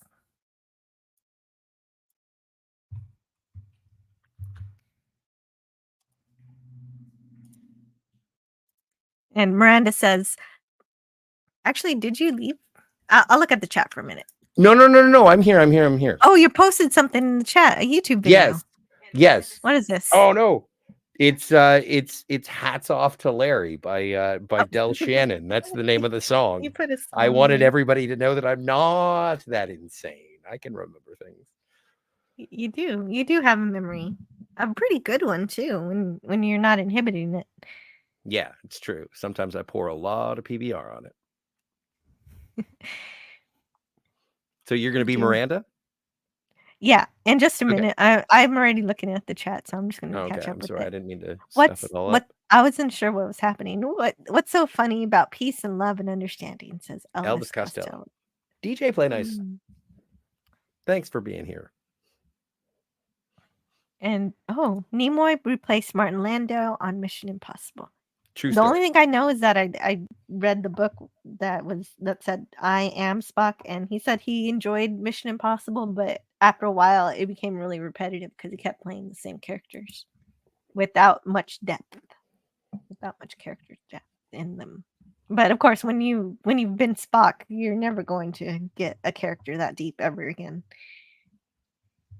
Subtlety and nuance. Yeah. Yeah, I'm sure he brought a lot to what he was given. I should have already seen Dune Part 2, and I'm not happy about it, says Princess Fiona. Yeah, Totally. me neither. Well, in Princess Fiona, that's part of the reason why I watched Dune Part 1. And it was like, you know what? I waited so long. I'm just going to watch, or I should have seen Dune Part 2. So I might as well watch it now because I am looking forward to seeing Dune Part 1 and 2. And you back to back in IMAX because that's the thing I'm going to see. Yeah, and you just wanted to watch it to make sure you like it. Yeah. So you don't end up spending 6 hours hating your life. Exactly. There's no time for that. I don't have no time for that. That makes sense. Time is so valuable. Time and is so that's why fleeting. Madness takes control. There we go. There are so many supercuts you could do to this episode. You should do Time Warp again to this episode. Oh yeah, we're gonna read this. So it's you. I didn't know that it was you before. Who is it you want to kill, Larry? Is it me? You mustn't keep this to yourself. I want to help you. So now you want to help me. Now I know what a mere human male has to do to get a reaction out of you. Make you think he's a patient, the great psychologist. Why don't you try being a woman for a change? Oh my god. Wasn't that good? That was really good. Yeah. I think we both did well. Yeah, Oscars. that was amazing. Oscars. That was amazing. That's it. Wait. You know what? You know what that was? Oh, where are you? Come on. Where's Trelane when I need him? Did you get rid of Trelane? No. Well, no, I didn't. You know what? You know what that performance was, Jill? Absolutely smashing. Well, basically, he thinks she owes him for some reason. Of course. And it just doesn't make any sense. Well, you know what? Now that you mention it, maybe he's the one who designed the sarcophagus or the ark. Oh, yeah. That would make sense that he's the engineer who created the box. Yeah. Because Matt Jeffries designed the box. So What's in the box? Medusa. Oh, I Well, thought it was Gwyneth indeed. Paltrow's head. There's But no the thing that bothered David me is Fincher. that we don't see Miranda calling for security, but later on we do see security, so we know she called for security, but they didn't show it. And so there's weird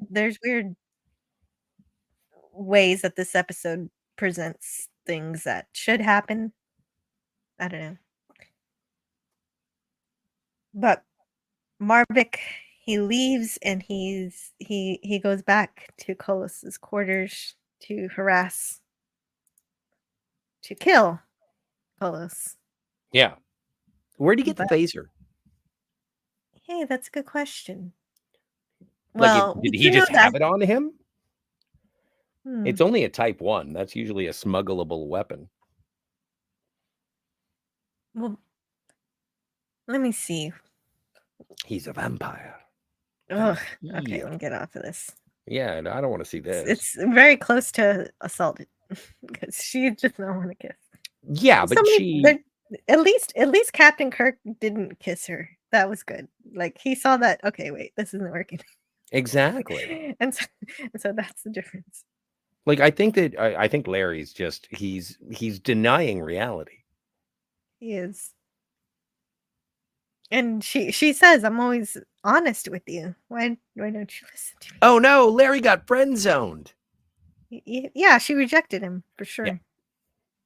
Don't you understand? I love the man in the box. Is that right? Is that right? Yeah, nothing says that better than this. Yeah. Wow. Oh, hello to Christian Fandom Geek. Great to see you.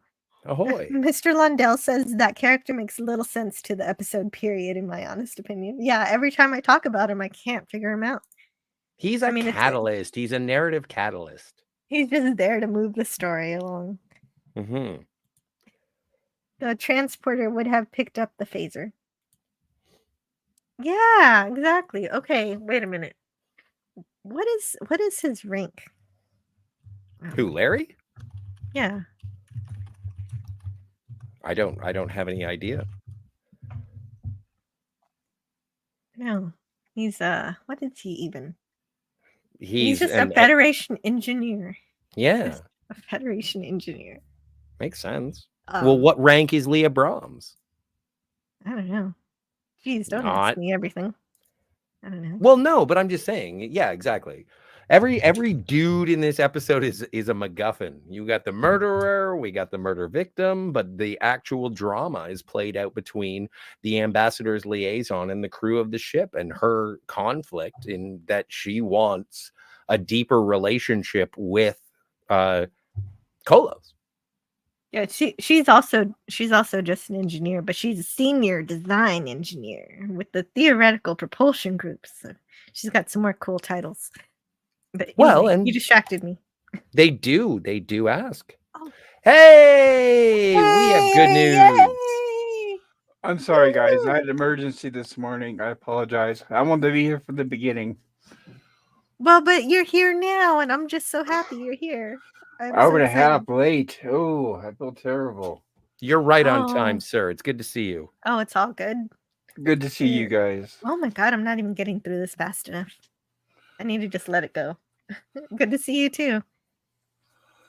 Okay, so we're at the portion of the live stream where I will not be stopping the slides because but I want to hear what pop culture has to say. But I want to go take. Yes, I have to go take a bath. I have to Geloja. I know we have a clip for that, and then I want to. You guys talk. You say hello. Obviously, I have no place to request the order of things. But it's good to see you, sir. Well, that's a good idea as any. But go ahead and we'll be fine. No, I know. So glad you're here. There it is. Curator. I'm looking for this.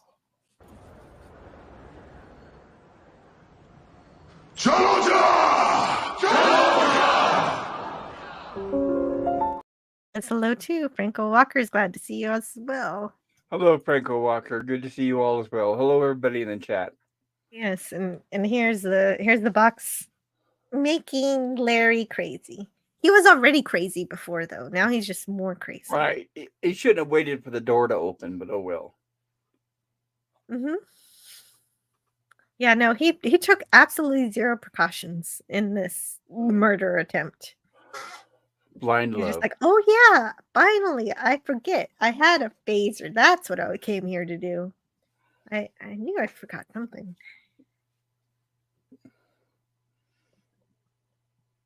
And so we get the crazy psychedelic effects again. Flashing lights. Different colors. I was wondering this. Were you guys able to figure out if this was the original effects or was this remastered? Oh, the flashing. Yes, the Medusa Oh, effect. well, we haven't. I don't know yet. I have the Gotcha. video that could Because tell it's us. been such a long time since I've seen this, I wasn't sure. Let's see. I have it here. So I will check for you. Thank you.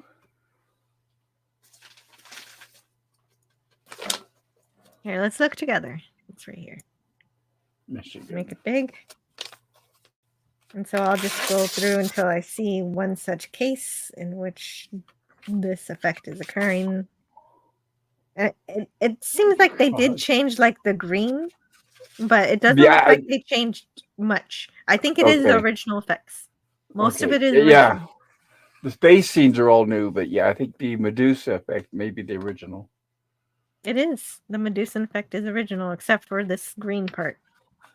Gotcha. Oh, I should have downloaded this video because it's laggy. But that gives you the general idea. Is that, yes, it is the original. Good. Good to know. And so now that, oh, goodness gracious. Now you're looking at that. That's not what you should look at. There we go. And Larry's gone nuts. So now he's going to somehow, he's not only gone nuts, he's also gotten strong enough to beat up 3 men in engineering. Yes. Well, I guess crazy does that to you. Mm-hmm. But I do like that security's on its way. Oh, when security's on its way, I need... Now that you're here, I also want Scotty here because as security makes its way through the corridors, we've got to say goodbye to somebody from the series for the rest of the series. Oh, Mr. Leslie? Mr. Leslie, this is his last role. For shame. And see, I like that. You would think, and I understand that logically, security should be heading up the security detail, but I love that Captain Kirk is in charge with the security behind him. There you go. That's a man. That's a man that's not afraid. Right. It's like the general who leads his armies. Yes. Eddie Paskey, who had appeared in dozens of episodes as Lieutenant Leslie and served as William Shatner's lightning stand-in, was present during filming, but did not make it into the episode due to an injury, which would result in him leaving the series. And also, I think he also says that he didn't like the lighting. And so he had all these reasons. He just decided it's over. Lighting, interesting. That's an interesting for an actor. Maybe he didn't like the way he was lit. I wonder if that's what he was talking about. Well, the bright lights, the bright lights on the set were causing him headaches. According to These Are the Voyages. That's the book I'm reading, but I guess I just didn't know where it was in this book. So it's in here somewhere that says that. I wonder if that's from when he was sitting down. Mm-hmm. Yeah, so something about the lighting. I've heard of it happening when they're sitting down and they're having to look up at other people. Then the lights are shining down in their eyes. I wonder if that's what he meant. Mm-hmm. Well, they're on their way to engineering for that battle in which they're going to fail, because Scotty at first thinks that Larry's there to go through the wager. That would have been fun to see to see the 2 engineers fight about how to do things. But Well, we never Scotty get was anything like he was that. wondering because Mr. Leslie helped. I'm not sorry, not Mr. Leslie, but Larry helped supposedly design the Enterprise. Scotty was wondering if he was familiar enough and where he could operate the controls, and we find out Larry would have won that bet because Larry immediately went in and started operating things. He never gets a bottle of scotch. He just dies. Yeah, that's the bad news.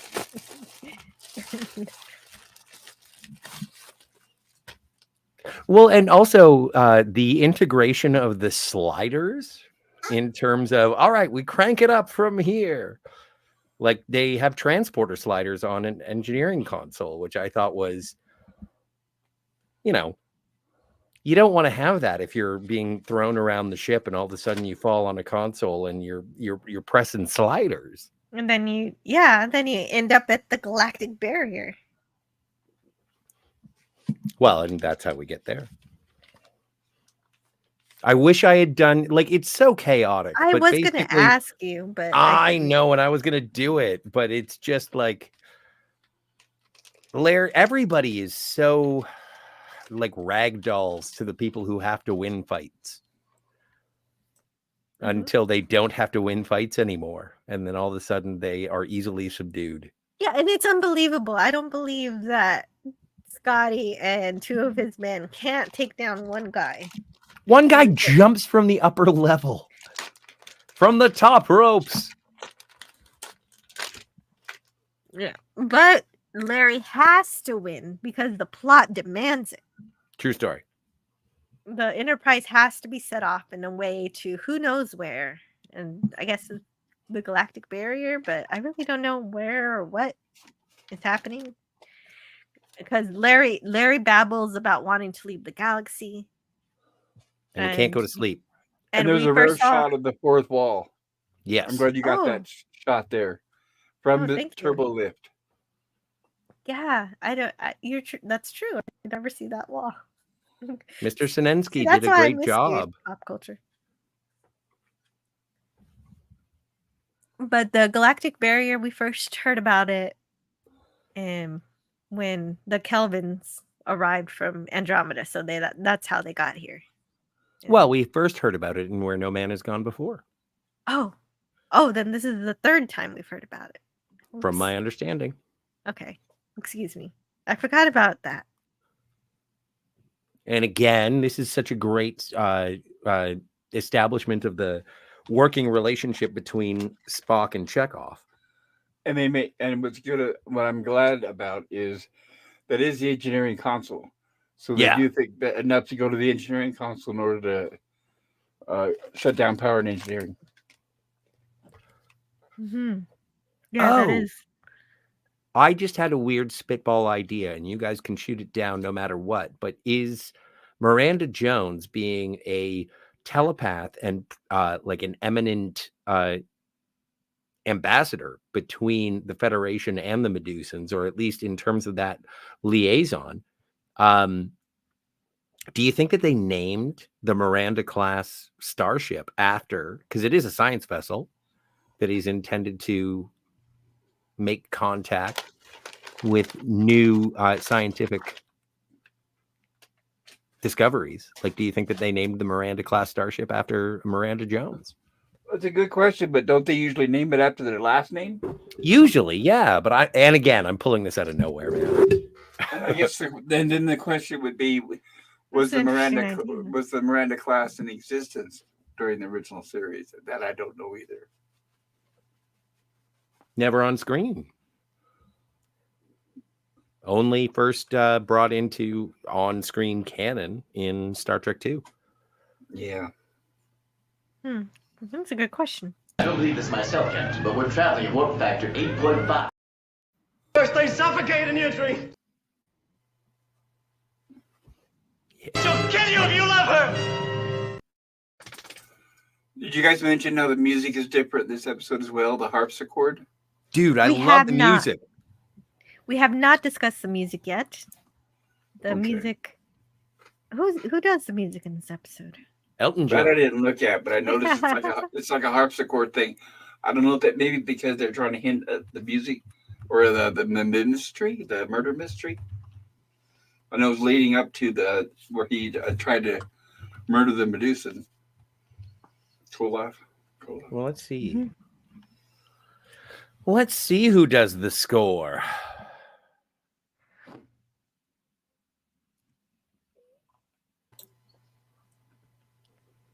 But while we're waiting for that bit of information, we're in an unknown part of the galaxy near the galactic barrier because they went to warp 9.5. Did it just happen because they went really fast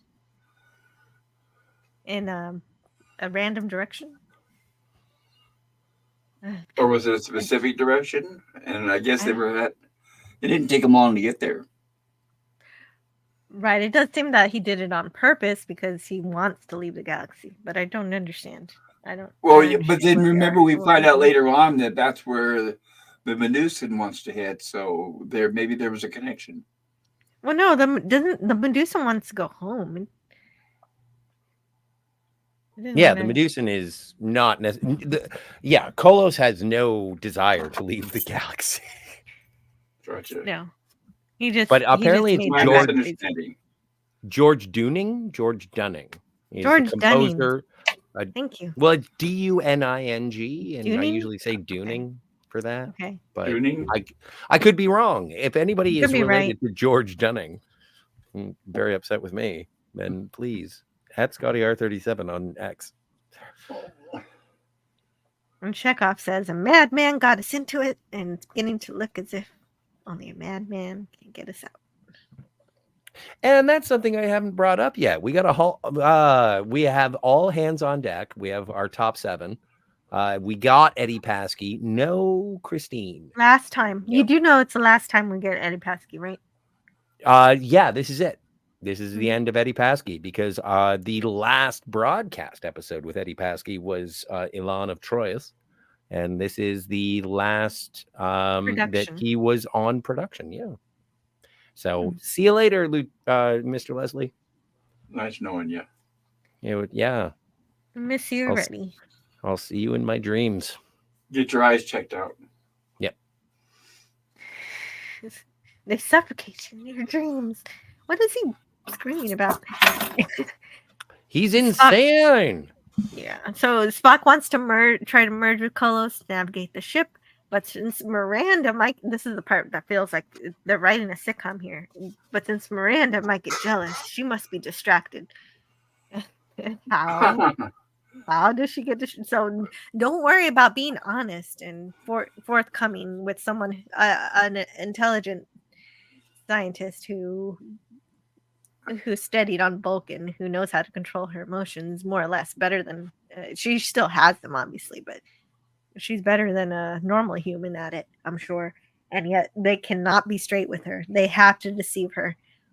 Why do they not think that she's intelligent and logical enough to handle this? Right out of the Three's Company playbook. It is. That's what it feels like to me. Nope, we gotta deceive her. We gotta. Kirk's gotta charm her. You want to go hang out in the Arboretum? Oh yeah, this Arboretum. This is the last time we get to see the Arboretum, right? Yeah, and so the only other time was, and the children shall lead, and that's it. That's the end of the Arboretum, and we'll see it in a moment here, though.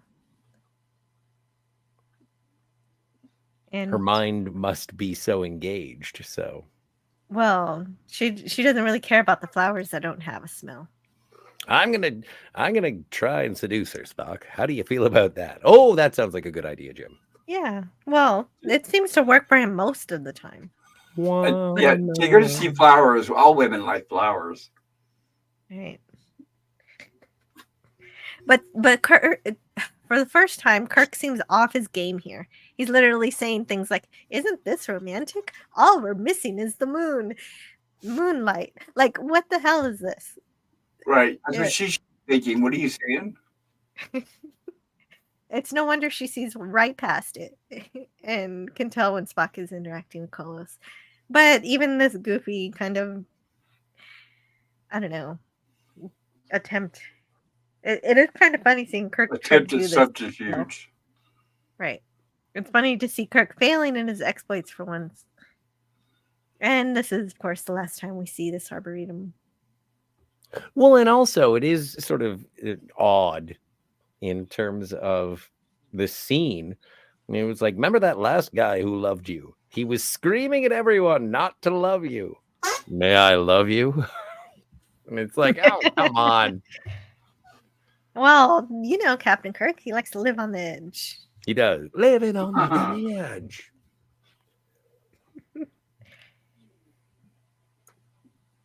And Meanwhile, luckily, yeah, Spock has just enough time to. But this meld. also speaks. This episode also speaks to Spock's diplomatic endeavors in the future. Like Spock is, in this case, obviously he has been offered duty as a diplomat's liaison. Later on, he brings through his father the olive branch to Starfleet and the Federation for the Klingon peace treaties. And then further after that, he does attempt some form of peaceful reunification with the Romulan Empire. So Spock has historically not just been the son of a diplomat, but also a diplomat himself. True. His first diplomatic mission, arguably, is with the Horta.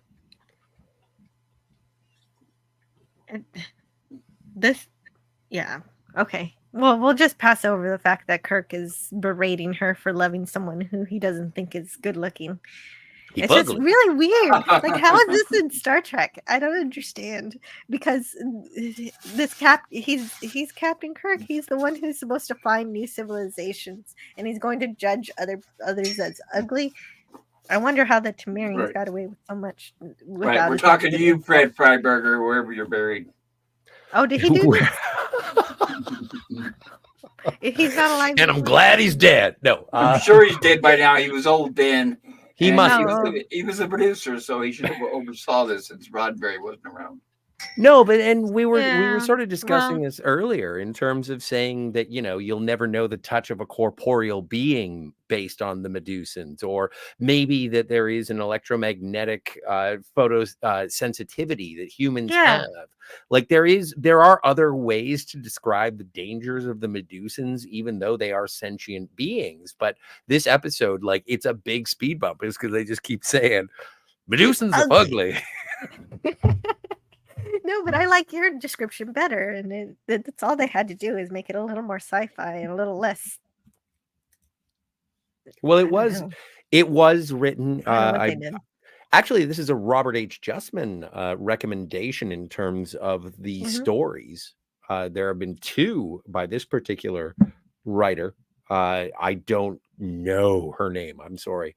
I believe she was a librarian, but she was a librarian. Yes, she's a fan of the show too, so she does get some scenes kind of okay. Like, even though I don't like the way the men are behaving towards Miranda, they do kind of get some of the playfulness of, "Oh, you studied on Vulcan, you poor girl," says McCoy, and so she does get kind of some of the humor, but it's kind of a little off. Everything's just a little off, like their pod Star Trek characters. But I think her heart was in the right place. Her name was I think I wanted to ask you how to pronounce this because I don't know. Oh, Jean I don't know you. Arset. Okay, I'm gonna put it in the chat. I'm gonna put it in. I'd have to see it. Yeah, put it in the main one.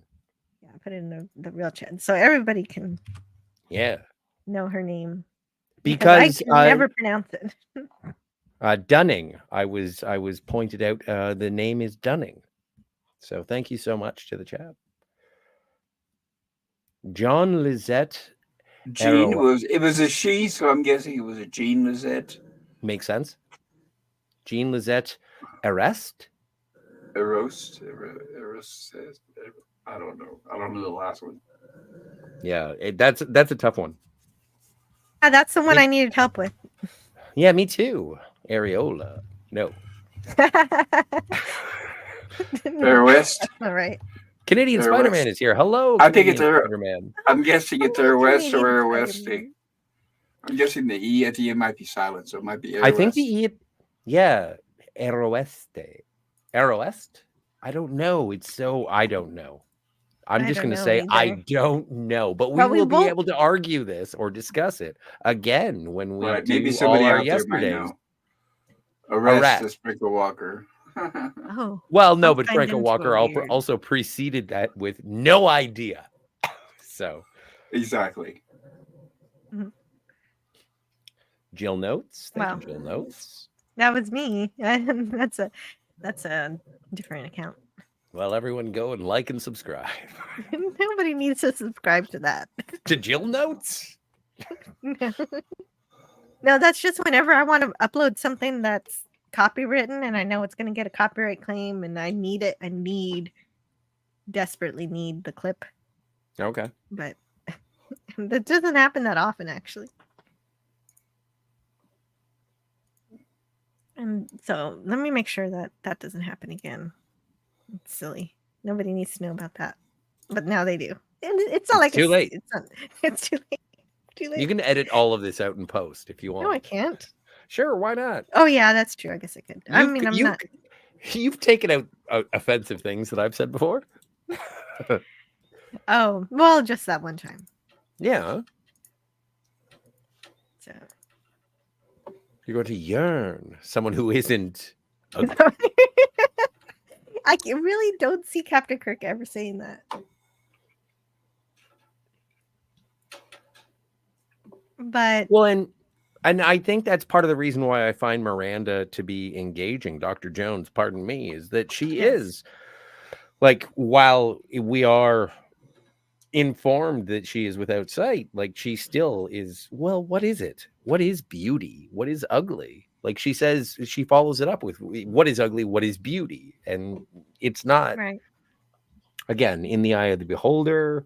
And also it feels a little bit, because there is some Thorn talk, is that it's almost like there were two options for the titles of this episode. It could have been, is there in truth no beauty, or it could be by any other name.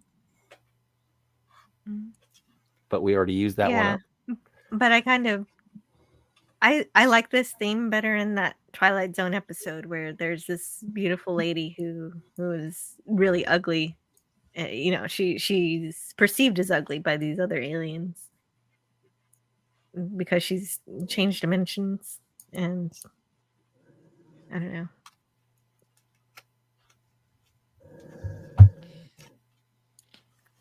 Well, and this is also an interesting sort of difference in Dr. Jones and her training, is that she has been trained in Vulcan discipline, mental discipline.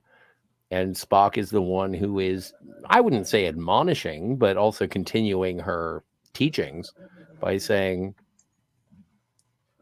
your involvement in this situation requires a certain level of distance. You cannot participate in this because we are not talking about your relationship with. Yeah, I already know how to fly the ship. So. Yeah, she doesn't. Oh, I got to do this. I don't trust her. Mm-hmm. And so Spock wants to. He needs to merge with Kolos before Miranda gets the opportunity to achieve. She doesn't even know if she's capable of it yet, and she hopes she is, and ultimately she is. But at this point, she's really jealous that Spock wants to do this and doesn't want to allow it until she talks to Kolos, and Kolos is like, "You got to do it," and she screams. I know, right? That was crazy. Or somebody does. I wonder if that was really her scream, but I don't know. Yeah, she really recomposed herself pretty quick. Yeah, right. But it was almost like she went to Vulcan. She studied. It was like Elan. It was almost like a scream because she didn't get her way. Mm-hmm.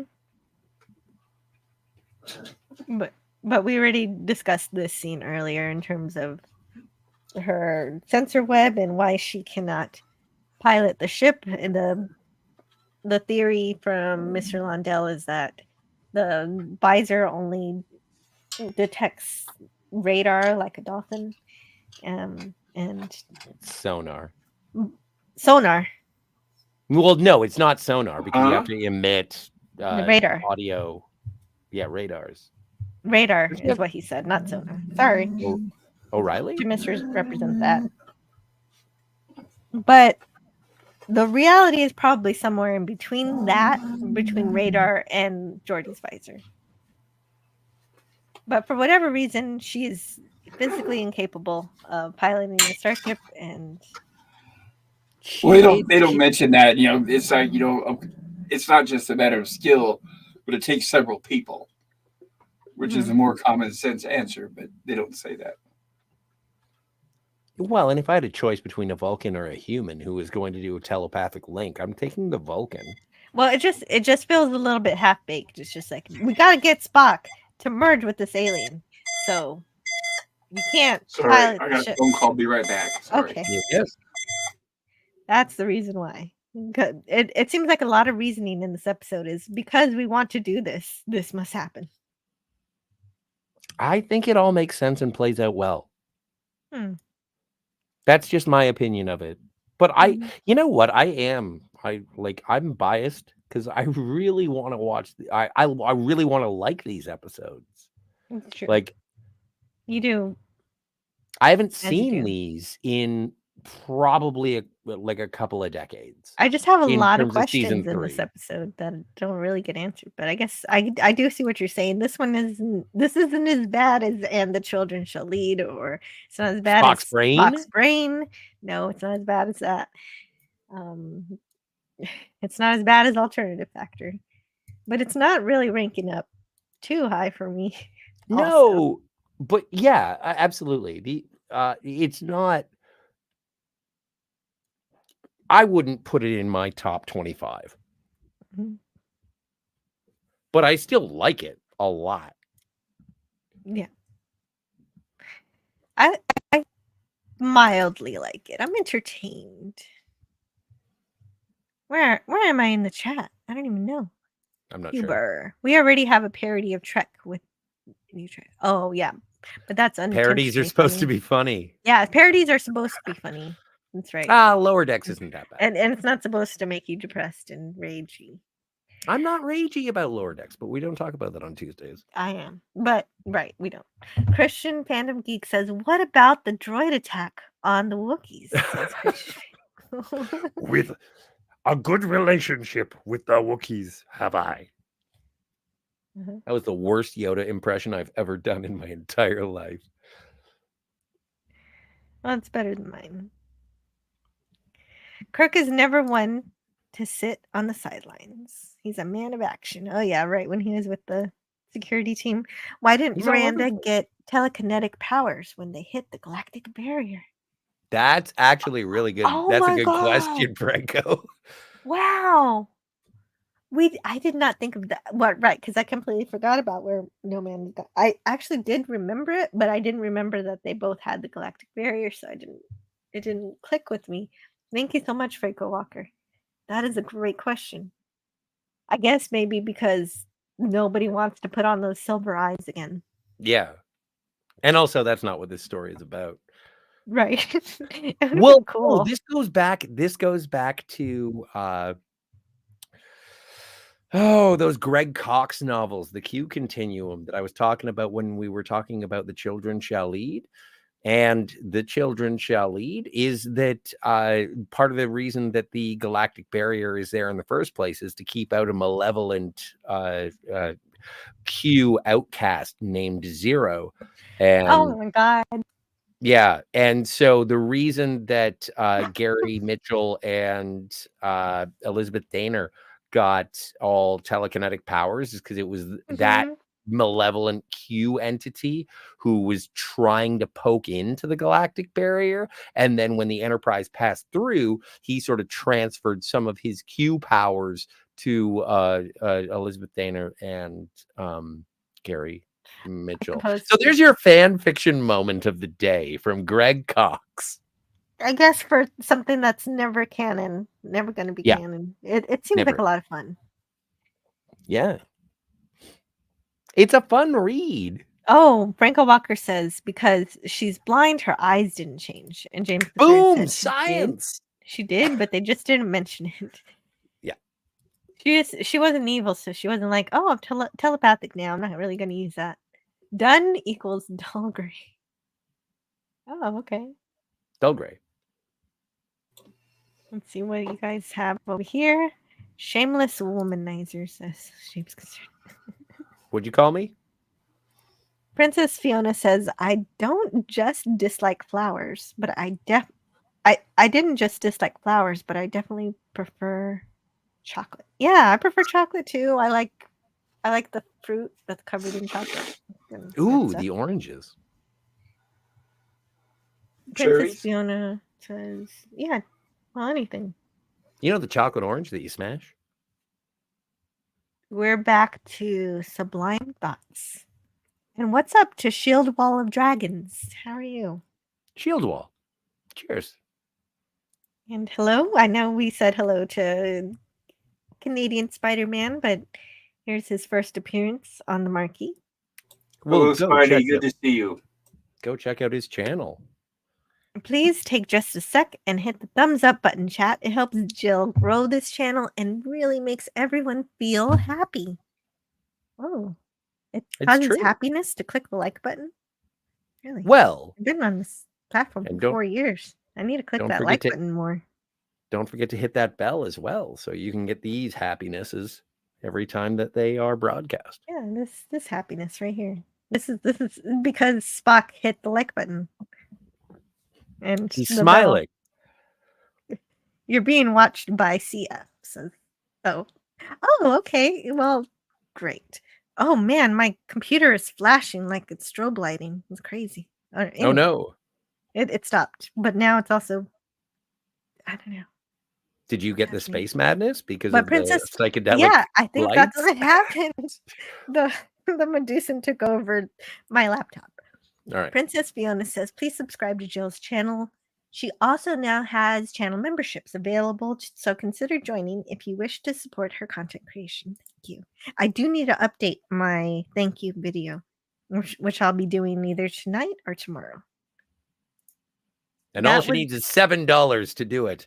No, I can't.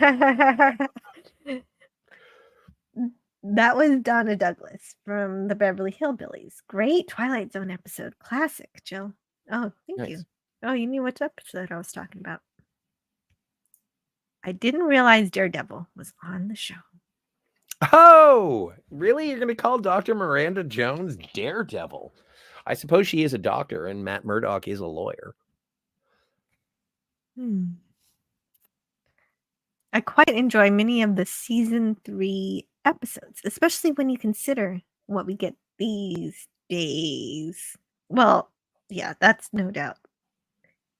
I don't like to compare them because I'm actually just comparing the original series to itself and the popular opinion of season 3, because watching these in production order and sort of freeing myself of other people's viewpoints and just being like, okay, I actually have to watch these for myself and see what I'm thinking. And when I do that, I'm being pleasantly surprised. I don't know if that's just general opinion being like me disregarding.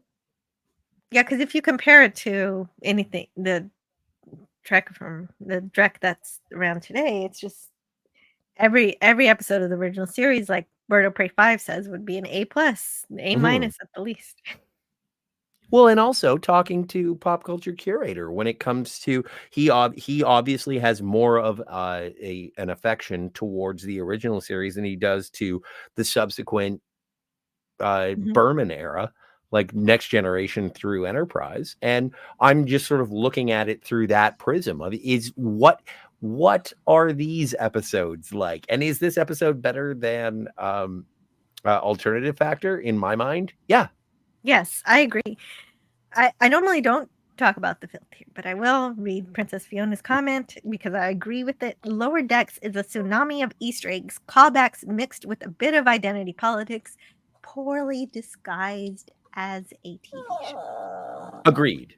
And when it comes to most animated comedies that are pop culture references, I think that's what has happened to comedy animation. So I don't see it as being any different from Family Guy when you do a quick cutaway to talk about Kevin Spacey or something.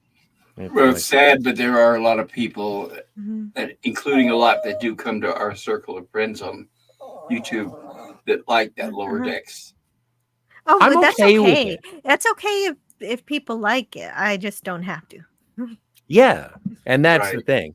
Like, I'm fine with it, but I don't think it's canon. Like, if that makes a difference, I don't know. I just find it inoffensive comic strips. It's like it's. Do I think it's the level of writing that I see between? I don't think it's inoffensive, but it's like SNL. It's like it's not even anything. No, but by watching it, you support it, and you're asking for more like it, and that's what's wrong. Yes. I won't watch anything until they give us real Trek. I'm not going to support a single. Right, exactly. Not a modicum of it. If they had some real Star Trek going, something really, really good, then they could earn having a parody like this. Yes. But Hey, Lemon. They didn't earn it. Hello to Lemon Pie. Hello, Lemon. Good to see you. Hope you're doing well. It's like throwing crumbs to the original fans. It's like, no, thank you. I'll starve to death before I take crumbs. Well, and I don't want to press the point too much because we're here to enjoy the original series. Yeah, but, right. Let's get back to that. Sorry about well, that. no, I just want to finish. I just want to finish my point is that as a person who isn't a fan of Next Generation or Deep Space Nine or Voyager or things like that, I think that there are a lot of references that are just sort of rib ticklers for those fans that may generate more goodwill. I don't think that there's anything wrong with liking Star Trek, and especially if you like bad Star Trek, and I have my opinion as to what bad Star Trek is. I think that once you've passed through the gate of it, then I want to sort of guide you to the better. I want to take you to, oh, you like that? Well, I'll take you to some good stuff. Yeah, and but Discovery when I say doesn't count. Discovery is a completely full diaper. It's not just Discovery; it's also Picard, and it's everything else they're producing. Yeah, I know. And agree to enjoy what you enjoy, and disagree with what you dislike. Well, that's it's just important to remember that Star Trek was made from 1966 to 2005, and everything after is just a label. And if only they would just say that everything is in a separate universe, then things would be a little less messy over at Memory Alpha. But yeah, we're not. But also, not I like getting that Carl thirsty. Urban. I just have to say, I like Carl Urban. Yeah, so did Nimoy. See, Kronos says, "Is Jill?" Is Jill and Scotty a couple? No, what? Why did I highlight that? No, you're not. No. I'm married. She's and not I'm to married me. to another person who I A like. man, even. Jill and Yeah, Scotty man. are a couple of friends. A True couple story, of man. friends. We are. We get along. It's just fun to hang out. This. What do you want, Pooch? Come on. Okay, so we're almost through the slides. Let's see. So Spock's. I like the interaction. I like Leonard Nimoy's performance as Kolos, and It was really nice. He gets really philosophical. He gets literary. Happy, joy. Yeah. Almost euphoria when he realizes that. I guess the Medusan had forgot what it was like to actually visually see things because he had spent so much time in They always refer to the Medusan as a he, but I guess as it spent so much time in the box, it forgot what it was like to see things around it. Yeah, it's like calling a sparkler a he. Yeah, he says she walks in beauty like the night, which is from a poem. I thought it was from The Tempest. It's from well, this one in particular is from Lord Byron. George Gordon Byron. She walks in beauty. Oh yes. Are you?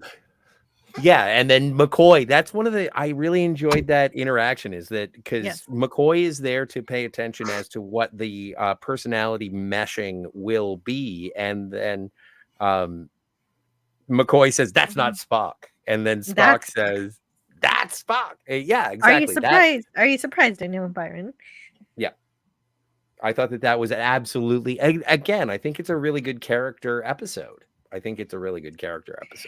Yes, and I think that's because the writer of the episode is a fan, so she was trying.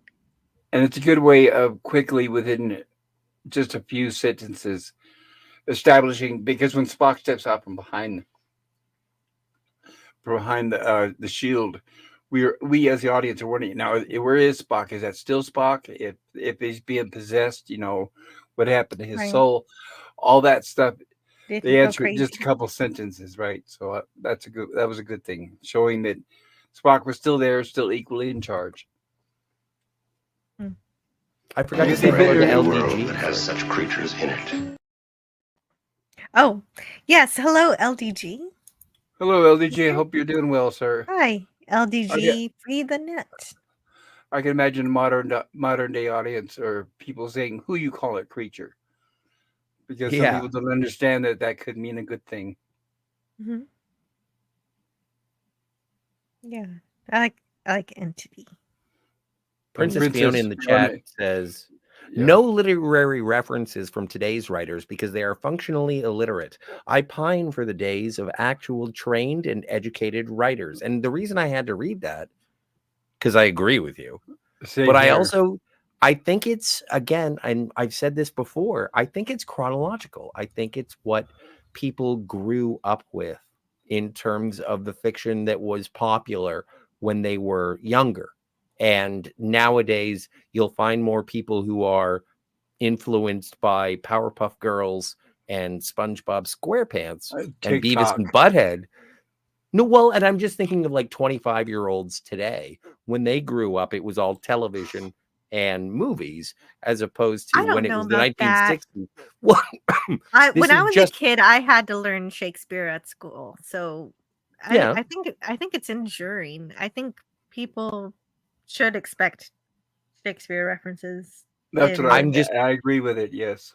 And I agree with you wholeheartedly, but my consideration is just in terms of the prevalence of those fictions to the younger audience when it was all that was available, as opposed to the deluge of entertainment and references you could get in the 1990s or the early 2000s.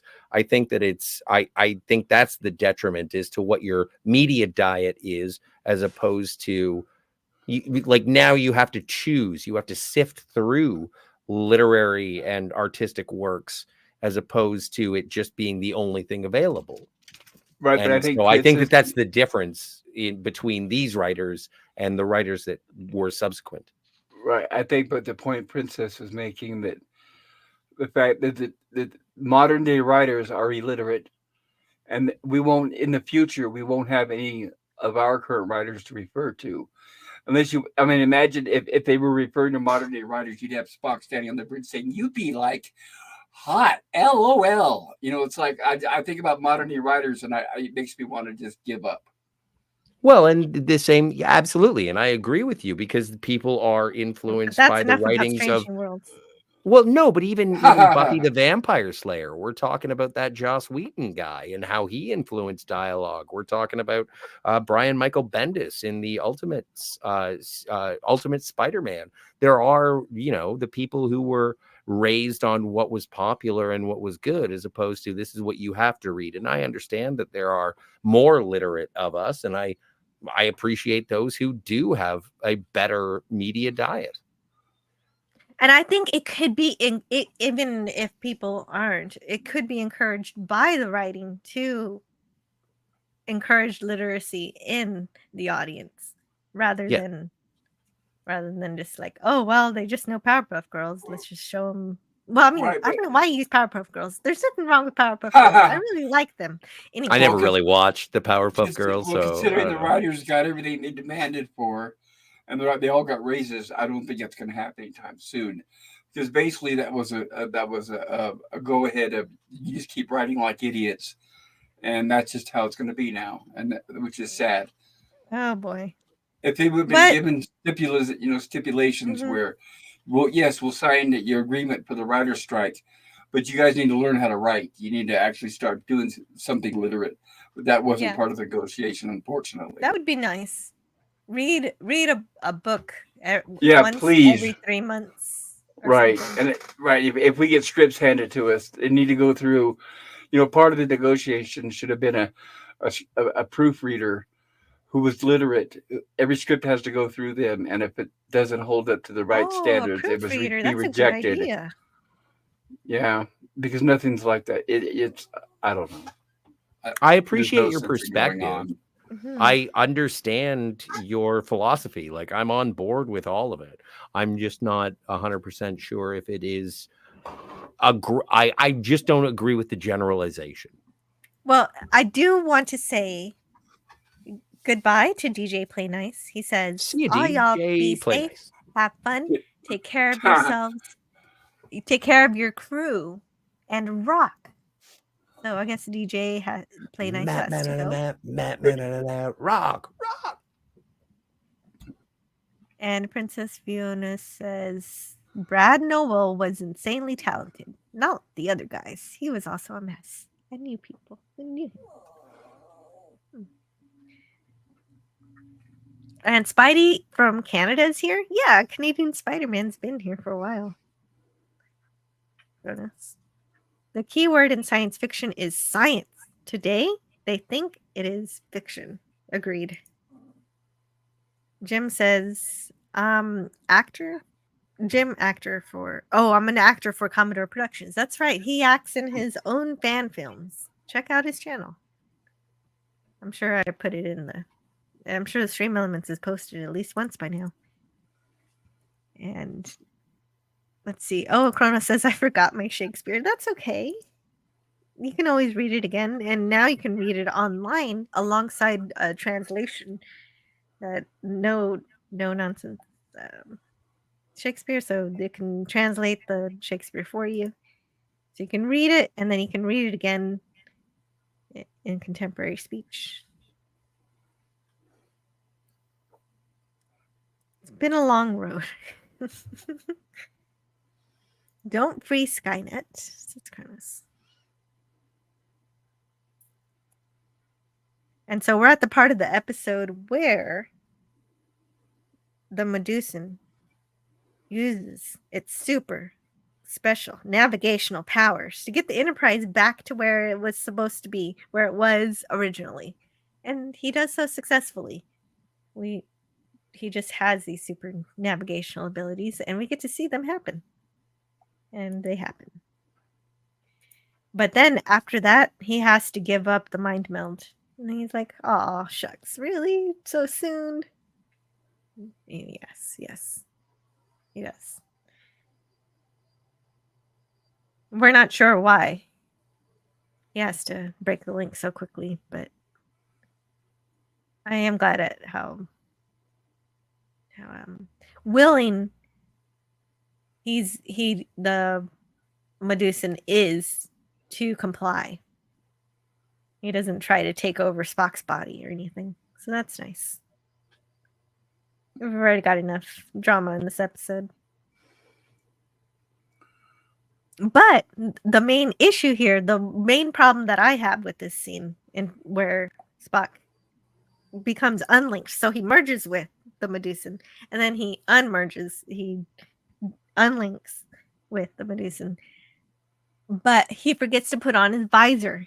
Neither Spock nor Kolos would have forgotten. So Spock would, first of all, would never forget his own safety, and Kolos knows how dangerous he is to others, and we're probably based on his nature that we get to see through the great acting of Leonard Nimoy, I believe that Kolos would probably do anything to avoid harming anyone, given his jovial and his friendly attitude.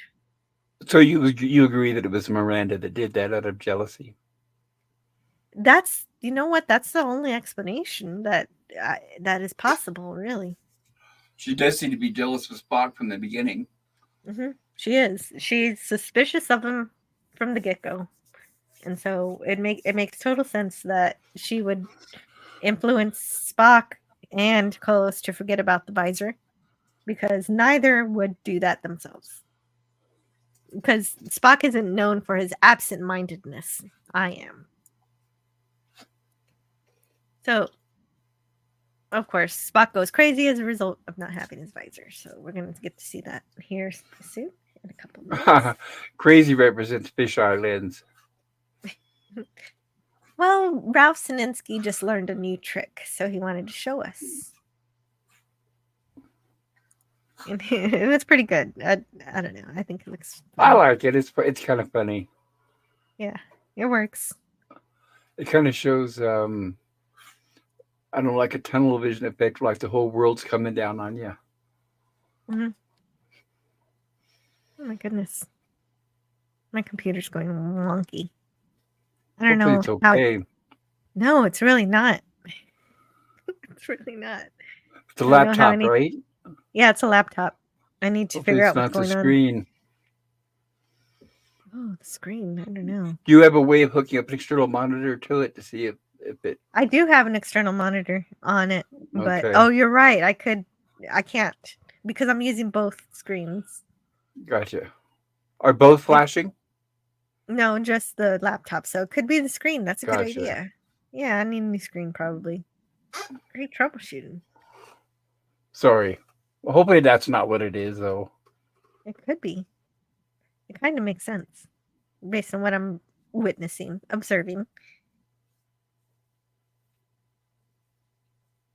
But most of all, the aloneness. So he's noticing the positives and the downfalls of having a corporeal body.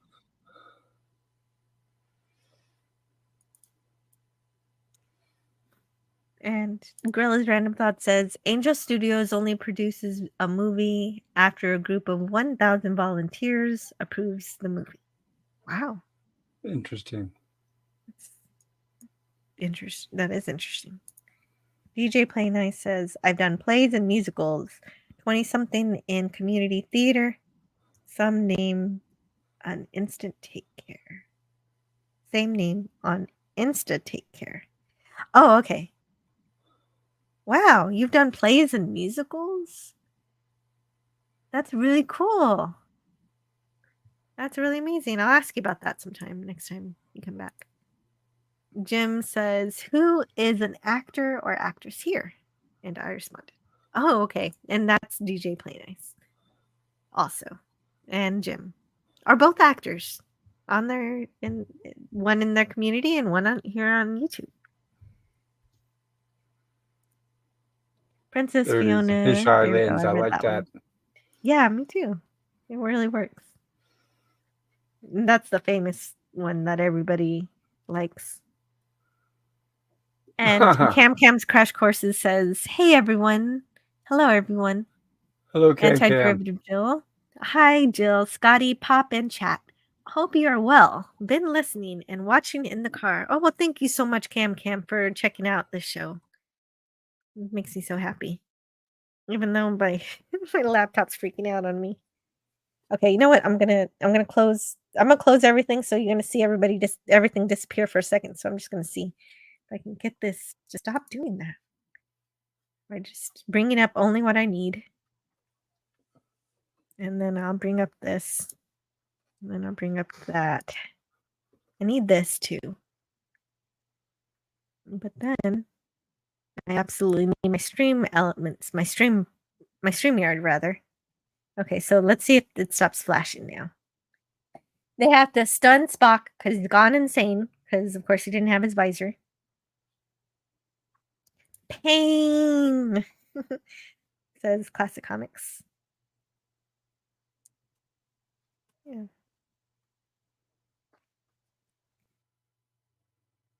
MJ is a better entertainer than all of them, says Matt G to Princess Fiona, but Prince is the most talented by far. Yes, there is a very cool musical discussion going on in the chat here. I am not. Awesome. Oh, was a rhythm guitarist in a church band. I'm not religious in the slightest. Oh, that's awesome. But you do like playing music, and they did. I'm sure they appreciated your service.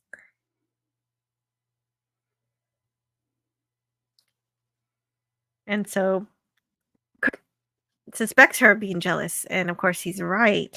So he goes in there and tells her she's ugly for that jealousy that could be costing Spock's life.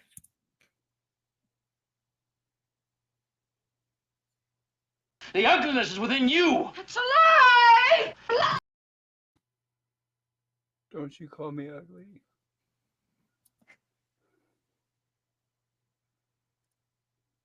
I gotta run into the bank. Catch you all after. Have fun, says Kim Kim. All right. Bye-bye, Cam Cam. Happy errands. See you later, Kim Kim. And so this is the scene where she's actually acting as though she's blind, and she does a really good job here.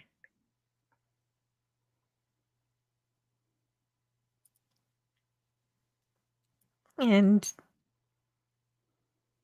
Taylor Swift says, "Which guy?" to Princess Fiona. They're having a really cool music discussion. And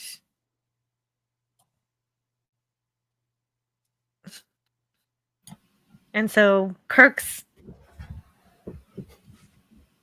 Oh, and this is where we get that blooper from. Oh, There's a blooper? Oh, yeah, that from that last shot where you Did from you the back have of her it? looking at Kirk. No, I didn't get a chance to bring it up to edit it out before the stream. Okay. I think But- I have the but words at right least. in the blooper reel. That's where Kirk busts up laughing. Mm-hmm. He says, Very, very short one.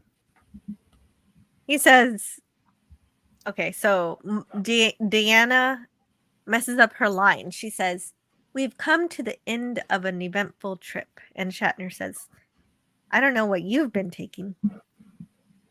And so I'm sure it was actually, yeah.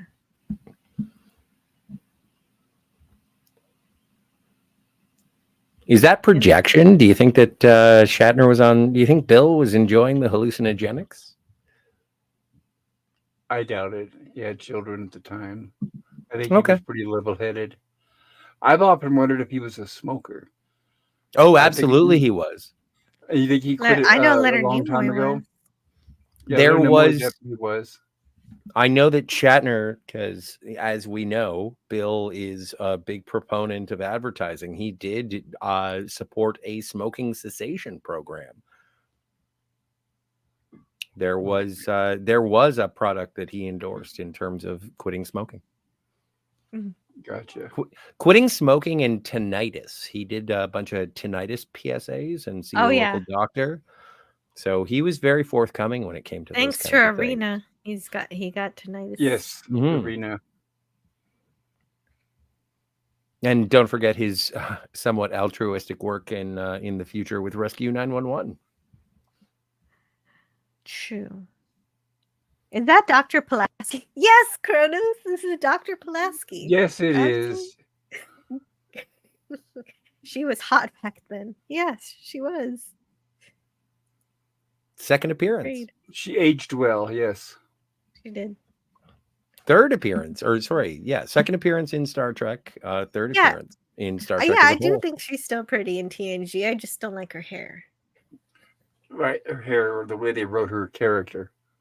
It was a very late hair 80s. and the way he wrote her character. Well, and not even Diana Better. Muldaur really appreciated the way her character. She didn't feel that the character meshed. Although, if you do check out Elementary, My Dear Data, Moriarty loves Dr. Pulaski. Totes, and that is my favorite Pulaski episode. What's the other one with the pain sticks? That's a good episode too. Birthright. No, not Birthright. Birthright's a two-parter. Where Wesley is like, "Oh man, Worf wants to have this ceremony. Let's get everybody together for a party." And you get the pain The sticks. Rite of Ascension. Rite of Ascension. I think that's the name of the episode. Yes, absolutely. Here we go. Fisheye lens. Mm-hmm. Well, yeah, for some reason we get a flash of all this stuff happening. It's the madness. And oh wait, do you get a shot of her when she's all googlies? No, I think I missed it. It was Oh happening really quickly. no. It was the did. middle of the night when I was taking these slides, so I had to go to bed. Fair enough. I should have taken more. Should have suffered for this podcast. And Her hair in TNG is something akin to a crime against the Federation, says Princess Kim. It was Butch. he was good enough for Riker's dad. Yeah, and Moriarty. And so this is the primary. Sorry, Kronos, I'm not that kinky, but this is the primary focus of the biggest change that I've seen in any of the special effects. Is that we do have the ship as opposed to the planet. We discussed it earlier, but I want to point it out again. Mm-hmm. Actually, right. If we have time, we'll look at the differences because we do need to get to our reviews first of this episode. And I would like to get yours first. But before we do that, we've got to say goodbye to Miranda. She's leaving. And Cam, he's going to the bank. Off screen, yes. On screen, she successfully merged with Kolos. And so she's one with him now. Yay for her. So she's a lot happier now. No longer jealous of Spock now that she succeeded. Did they explain why he had to wear the visor during transportation? We kind of touched on it because it's a two-tiered transportation situation where you transport the ambassador and then you transport the box around him. But I don't know. The only thing that contradicts that is the fact that Kirk's just standing there the whole time without a visor. Right, Kirk's standing there the second time, right? There he is, Fred. And there's the ship. Also, wait, go back one. Mm-hmm. Not this, but this. I know everyone hates the Freeb, but I find it interesting that the Enterprise has to do a 3-point turn. Like you're in a spaceship, for the love of Pete. Just up. No, there is no up and down in this universe, apparently. Yeah. You know, that kind of thing happens within TNG too. Yes. Where people forget there's a third dimension. You can just go down. But that's it. That's the episode. Transporter room, Jones meets with Kirk and everything. And he gives her the rose, tells Spock. And she tells Spock that she's happy now that she's living with Kolos. That's it. That's the episode. And Jones beams over to the Medusan ship to live on Medusa with his whatever the name of their planet is forever and ever. So, what do you rate this episode, Scotty? R37. I'm giving it an A. Oh. I really appreciate despite the marketing ploy of the ILIC, despite some things that don't make a whole heck of a lot of sense. Yeah. But there's something about a non-corporeal being who is benevolent and a member of the Federation, or at least an eventual member of the Federation. There are wonders to be learned from Kolos's species based on their sublime understanding of the galaxy and space and navigation. I enjoy the diplomatic aspect of this episode, and I like there's space adventure in terms of leaving the galaxy, and then cooperation with the ambassador in spite of the antagonist, not a villain, but the antagonist in Dr. Jones. I know that Larry, hats off to Larry, I know he's basically just a plot contrivance, and he does possess plot armor. But I think that this is a great Star Trek episode. I think that this is fun. I could complain about character actions, but I think that they're all within character. I like it. I like it a lot. It's an episode that I haven't seen. I've probably seen it twice, and once was in the 80s and once was in the 90s. And this is the first time for me revisiting it. And maybe I am looking back with rose-colored glasses and seeing it through the prism of the ridiculous filth that I have to cut through to get to this kind of episode. But I really enjoy it. And so it's an A for me. One of many. Wow, that's lovely. And I thought I would be nice to an episode. Pop culture curator. Oh, what do you give this one? And are there any thoughts that you wanted to mention that you didn't get to mention for the beginning of the podcast when you weren't able to be here? No, I give it a B. It could have been okay. It does show a little bit of the, I don't know, a little bit of the, it's not quite tightly written as seasons 1 and 2. So I can understand that it's a season 3 episode. It could have been worse. It could have been, as a Star Trek episode, it could have been better. I like the appearance of Diana Muldaur. I think she did a good job. I don't know. I think I did say mostly everything that I was going to say. I do appreciate that. Once again, we get another bottle episode, which we get a lot of in the 3rd season. So for a bottle episode, like I said, I give it a B. But I really don't have a lot to say. It's definitely not in my favorites, but I would say it's not in my least favorites. When it comes to the day where we compile our list, it's probably not going to be on it. I didn't really watch it a lot when I was younger.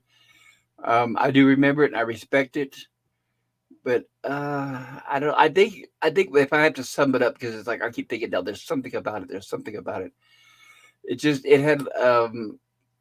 I don't know. It just wasn't overwhelming. Underwhelming. That's it. I guess that's the word. Underwhelming as an episode. But I'll give it a B. Thank you. And sorry I was late. No, that's fine. I'm so glad you made it when you could. Obviously, you had to take care of something very important, and I'm glad you got to take care of that and be on the show. So that's good. I'm very happy you're here. You made it. I'm glad I was at least able to make it. So yeah, yes. I would have felt really terrible. Yes. So I always love the idea of seeing, anytime I see a non-human alien, I am on board. And so, but the attempt here seems just a little bit half-baked. It's a neat idea that gazing on it makes you crazy, but the reason why it makes you crazy, because it's ugly, it's just weird to me that they would use a subjective measure rather more scientific reason or something that would make a little more sense, like Scotty was mentioning with lighting or something different, something else. I don't know what. And then when and where and why the visor works, when that's a little inconsistent too. Of course, everybody mentioned it in the chat. Kirk doesn't have one at the end, and he's perfectly fine watching the alien transport out off of the Enterprise. So I guess Kirk's just immune to its effects. So not every human goes crazy. It's just a lot of little stuff like that aren't explained to a sufficient degree for me. Just little things that bother me, like how just Larry just has to be completely crazy even before he looks at the Medusa alien. He's borderline sexual assaulty. It's just I really don't see how this creep made it past his psych exam, or how he had the grace to have graduated from Starfleet Academy, unless he had seen the Medusan before this date. I don't know. I'm just making stuff up because we're never told that. Basically, we just have a bad officer here for the sake of having a bad officer, just to give us someone to move the plot along, someone who loves Miranda enough to be idiotic enough to think that killing Kodos would work for him. Like, okay, then nobody's going to be upset about that. It's just some weird illogic like that. Like how Scotty and his crew could not physically defeat just one guy. Neither Spock nor the Medusan would forget to wear the visor. So of course, I guess the conclusion to that is that Miranda influenced it. Oh, I disagree.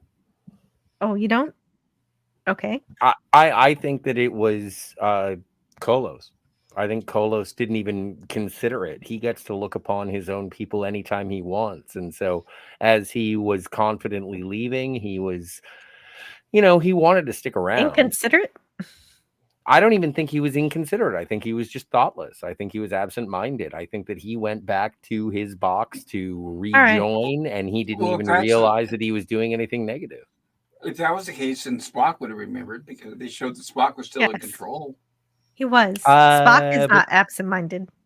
No, but he was also overwhelmed by emotion through Kolos. It's possible. Okay. Well, and it's just my interpretation. I'm not saying anybody's wrong. I'll have to think about it. But this also, of course, this episode contains the worst Kirk seduction out of all of them. And it's not just because Miranda's unresponsive, it's just really corny. All we need is some moonlight. It's like a pod person is inhabiting Kirk, trying to mimic him, and badly. Yes? Remember when he went to his favorite part of the ship before with Lenore Caridian? And now he's like, well, maybe it was Lenore Caridian who made him be like, you know what? I don't like that part of the ship anymore. I'm going to go to the Arboretum.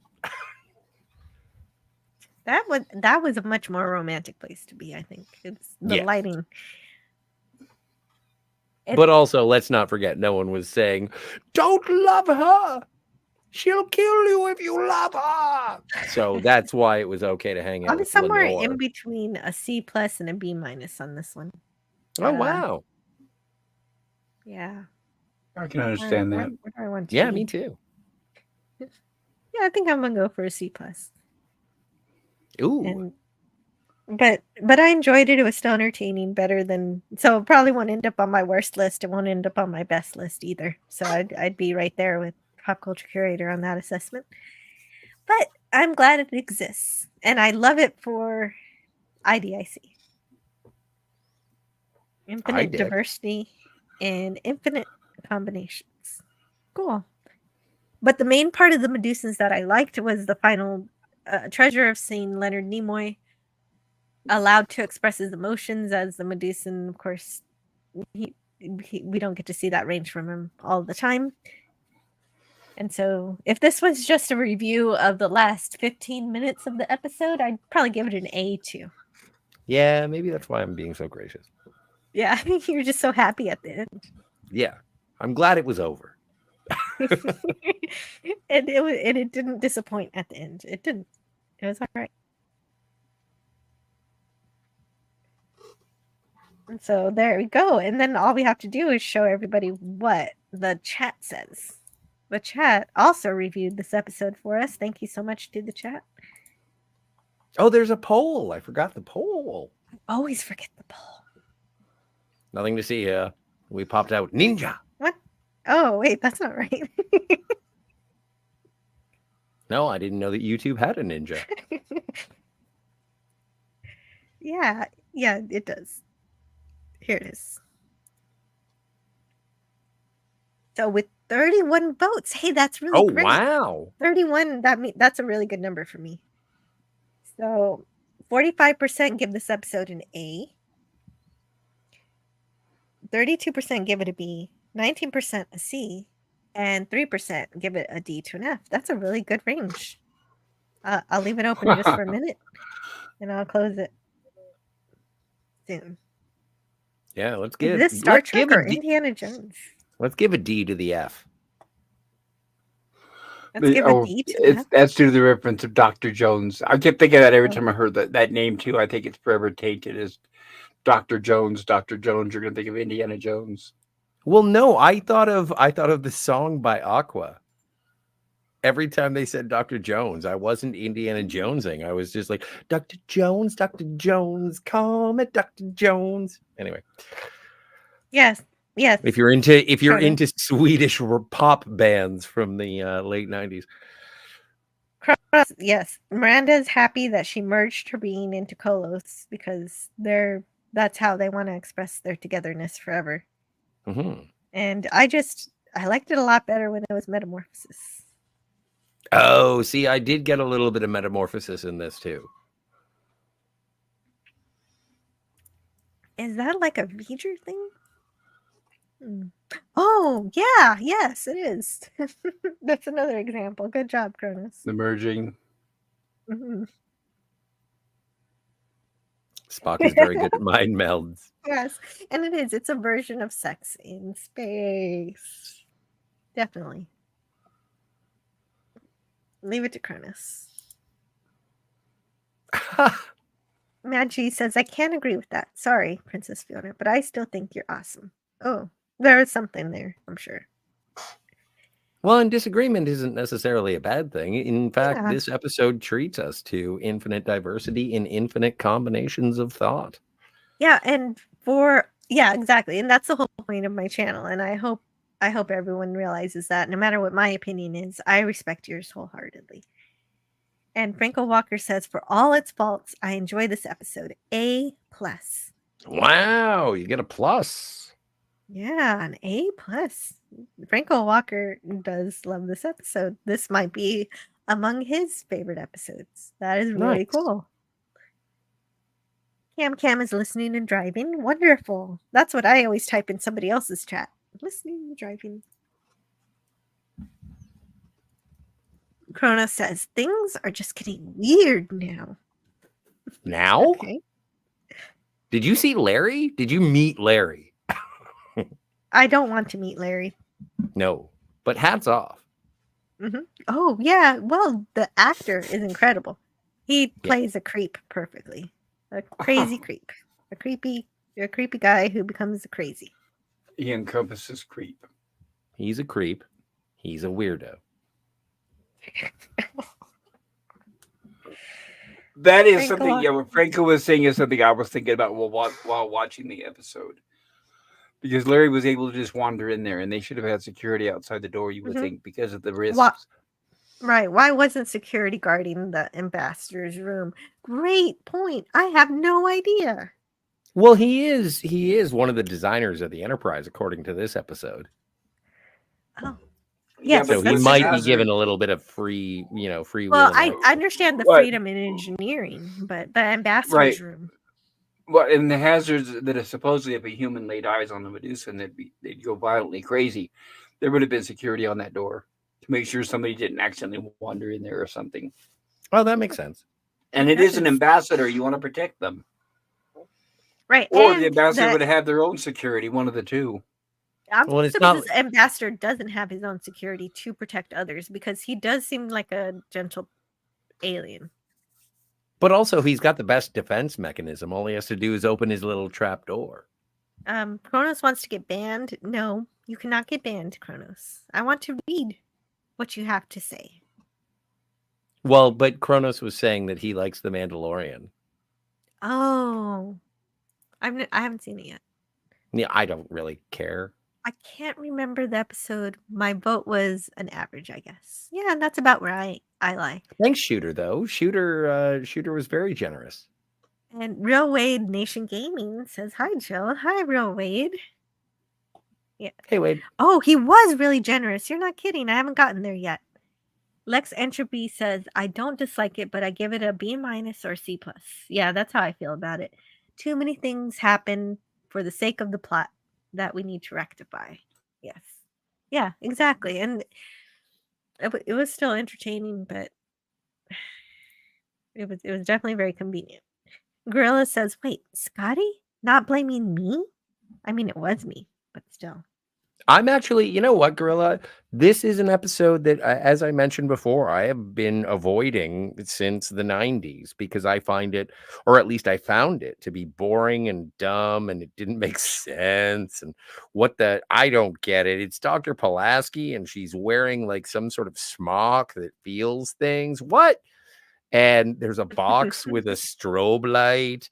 Like everything about this episode, I was waiting for it to just be stupid and boring. And then I watched it and I was like, no, this is fine. Like, this is fine. I love it. I like as a Star Trek the Original Series episodes, I think that the spirit, the intellectualism, like the mechanics, the character interaction between our big seven, and Eddie Paskey, like I was surprised that I liked it as much as I did. That box with the lighting and the MacGuffin hiding in the box reminded me of Pulp Fiction. Me too. When I saw that, that's what I thought whenever they open up that briefcase and all you see is gold flashing in their face, but they never really reveal it to the audience. Makes me wish. Yeah, Captain right. Kennedy It was just here. like, well, some people say it's the jewels from Reservoir Dogs. Right. I don't know. Yes, Captain Finity does have the screenplay with the answer. Well, and also, if you want to go over and check out the Phantasmagorium show, we do a review of Pulp Fiction, so that's delightful. Yeah. But I want to thank Shooter 8323 for gifting 5 anti-derivative guild memberships. That is extremely generous. Thank you so much, Shooter. Those free memberships went out to people who allow gifts on their account, and as long as you're not a branded account, you can allow for gifts. And the recipients are by default. Are people allowing them or not allowing them? I've never heard of that. You've got to. They're not allowed by default. You've got to go to anybody's channel who has membership, and you click on join, and then you click on the little 3 dots, go to gift settings, and then turn on allow gifting. And that's if you're not free to do that. That's if you're currently not a member, correct? Correct. If you're currently not a member. And so if you go find a channel you're not a member at, and you can do that. Well, I'm already a member, so I guess I won't get a gift. That's okay. Well, I can live with it. But you can always go to a channel. Yeah, it might work even if you are a member, like to turn on gifting. But I don't know how any of this works. I just wanted to thank Shooter, and the free memberships went to Liquid Ocelot, Grandpa Storm, wow, and Philip Gaming. That's my favorite Krill. Yeah, Phil is my very favorite Krill. Cool. So Philip Gaming is really awesome. He's a background actor for the Star Trek Picard. And if the main Vulcan, the main actor, wasn't such a crybaby, Philip was almost supposed to be a Ferengi. That would have been cool. That would have been cool. But no, Philip Gaming is an amazing. You should go check out his channel. He's got tales of being a background actor on Star Trek. Oh, yeah. And then Wolfhelm. I got distracted by Philip Gaming, but Wolfhelm also got to be a member. Cheers. Mikey Suits 4. Hey, definitely go say hi to Mikey. He has a channel. He doesn't stream much, but when he does, make sure you're there for that. It is gold. Mm-hmm. He has cats. Someone is generous. Yes. Memberships. True. Celebrations. Good times. Come on. Tidings for all. Lurkin. Yes. PWD. The God Tend Build says hi. Hi. Hello there. Pewed. What's in the box? Gwyneth Paltrow's head. Hey. I was just gifted a membership. Thanks, Shooter. Live long and prosper. Good to see you, Philip. Hello. Great to see you, Philip Gaming. Yes, you just got a free membership. And we're going to have a membership stream next Wednesday. So you'll be able to join us for that if you like. I think my subscription is going to expire by then. So that's good news for you guys. We don't know that, or maybe. I don't know. I'm gonna have to double check. I'm also not paying 30%, says Chris. Oh, and a sponsorship, apparently. It's the same thing. Membership is a sponsorship. You can turn on gifting even if you're a member. Thank you, Princess Fiona. I was a little confused by that. What does that make you if you're a member already? A member again? Well, no, it doesn't do anything. It just means on another channel. As long as you turn off on gifting, you're turning on gifting for all of YouTube. So if you just show up in somebody else's chat, you might be gifted a membership to that channel. Or if you're I do have to go. That's a route. Okay. But I do want I do have to go. I have to go too. So wait a minute. You've got to plug. Let me end the poll. Who do I have to plug? Actually, I wanted pop culture to go first because I wanted to hear what was going on tonight. Okay, pop culture can go first then. Hold on. Just give me a moment here so I can do things a little more elegantly than just freaking out and trying the show. Because I do have to leave too. I'm just having so much fun with you guys. I just was in the throes of happiness here. Talking about Star Trek? You're having pleasures? I am. But anyway, let's stop the screen. And so let's let you guys tell us what you're doing on your channel. Well, tonight. Sorry. Yeah, pop culture. Tonight, 7 p.m. Mountain Time, I'll be doing 1958's Horror of Dracula with Christopher Lee and Peter Cushing on our horror sci-fi stream. If you're able to join us, that'd be great. Hammer movies are fantastic, and I recommend them for everyone. Tomorrow night, I'll be doing Gilligan's Island, where we're finishing season 2 with Gorillas Running Thoughts and myself. And then Saturday, I'll be back for another Rumblings from the Lab. And next Monday, we are beginning season 2 of Lost in Space in full color. And thank you for having me, Jill. Full color. Woohoo. And I know it's not a big deal these days, but it was back then, and it looks good. No, it is. It is a big deal. I'm not making fun. It'll be interesting because I want to go hang out for that and see what you guys think of the cinematography versus color versus black and white, and also the nature of it selling televisions. Part of the reasons why the networks did that was just so that they could get television sold. Yep. So that's interesting. I'm really looking forward to that, man. And like I've always said, pop culture, you are a font of information and knowledge when it comes to production on classic television and film. You're a genius, sir. Oh, thanks. I agree completely. And that's why I'm so glad you made it here today in order to put your input on that, because I know that the lighting was, I thought it was pretty good for this episode. And so I wanted you to be able to talk about what you know. It was specifically to the lighting. Yes, it was well done. I liked it. Mm-hmm. Yeah, but as still have. Go ahead. Well, no, I didn't want to interrupt. I was again. I do have to bust. You have to jet. So I got a jet, yo. So, but yeah, if you want to follow me on the tweets, the X's, you can find me at ScottyR37 over there. And we, by we, I mean the Phantasmagorium show on Thursday nights. Now that we're back to our regularly scheduled programming, we're going to be talking about Fargo season 5 with John Hamm, yo. So that's a good time. And we're doing that this Thursday at 10 o'clock Eastern, 7 o'clock Pacific, and other times may vary, but yeah, that's our jam. Aside from that, I am like Q. I just show up. I am the Scottinuum. I just show up where I want, when I'm welcome. Well, as long as you're not shrinking anybody's galaxy or. No, I haven't turned any doctors into Irish setters recently. Well, that's good. It is. It's just rude to do that kind of thing. It is.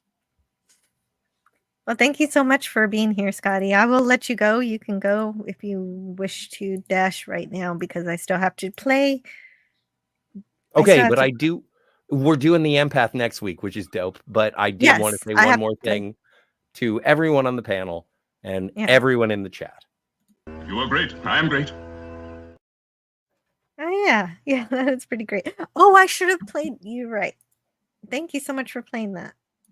So I will see you guys in the future, and thank you again for having me along to talk about my favorite television show. Mm-hmm.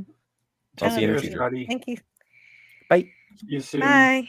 Live long and the prosperous. Peace and long life. Thank you to Scotty R37 for helping us review that episode. We're coming up on the end for this review. There was that little bit I did want to mention for the remaster where they changed the planet to the ship. The ship is based on a design by Matt Jeffries, one of his early concept designs for the Enterprise itself. Very cool. So I like that too. I thought that was pretty cool also. But we've got to go, so I'm going to play the preview for the Empath. So, yay. So I'll be doing that. Oh. Okay, people are rating Star Trek V now. Not very well either. I did do a review of Star Trek V with Scotty if you guys want to go back into my catalog for that. All right, so I will talk to you guys next time. See you later. Bye-bye, Have everyone. a wonderful Tuesday. Bye. And the ways our differences combine to create meaning and beauty.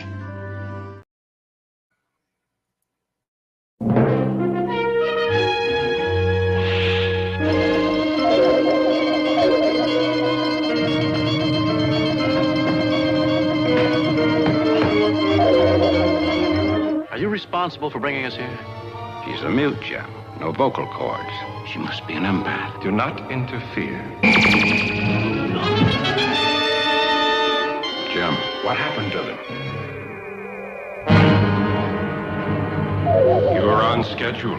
Some further simple tests are necessary. You will decide which of your men we shall use. He's dying, Jim.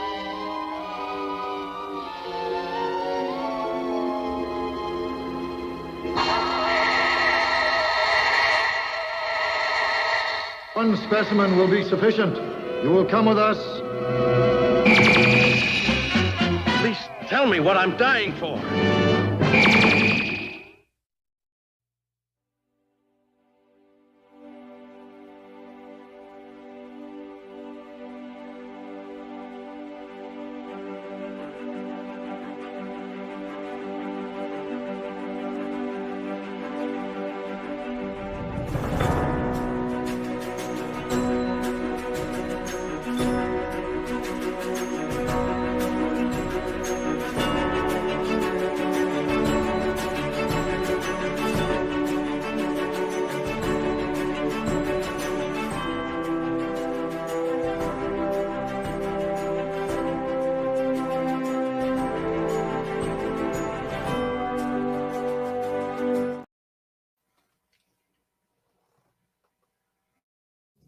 All right, move along. Done. Stop it. Get off of the things. Go outside. Get some food. It's like, you know, it's a time of day where you live. Go do something. Shut up, Snoopy. I don't care. You smoke too much. Let's go. Let's go adventure. Let's go explore.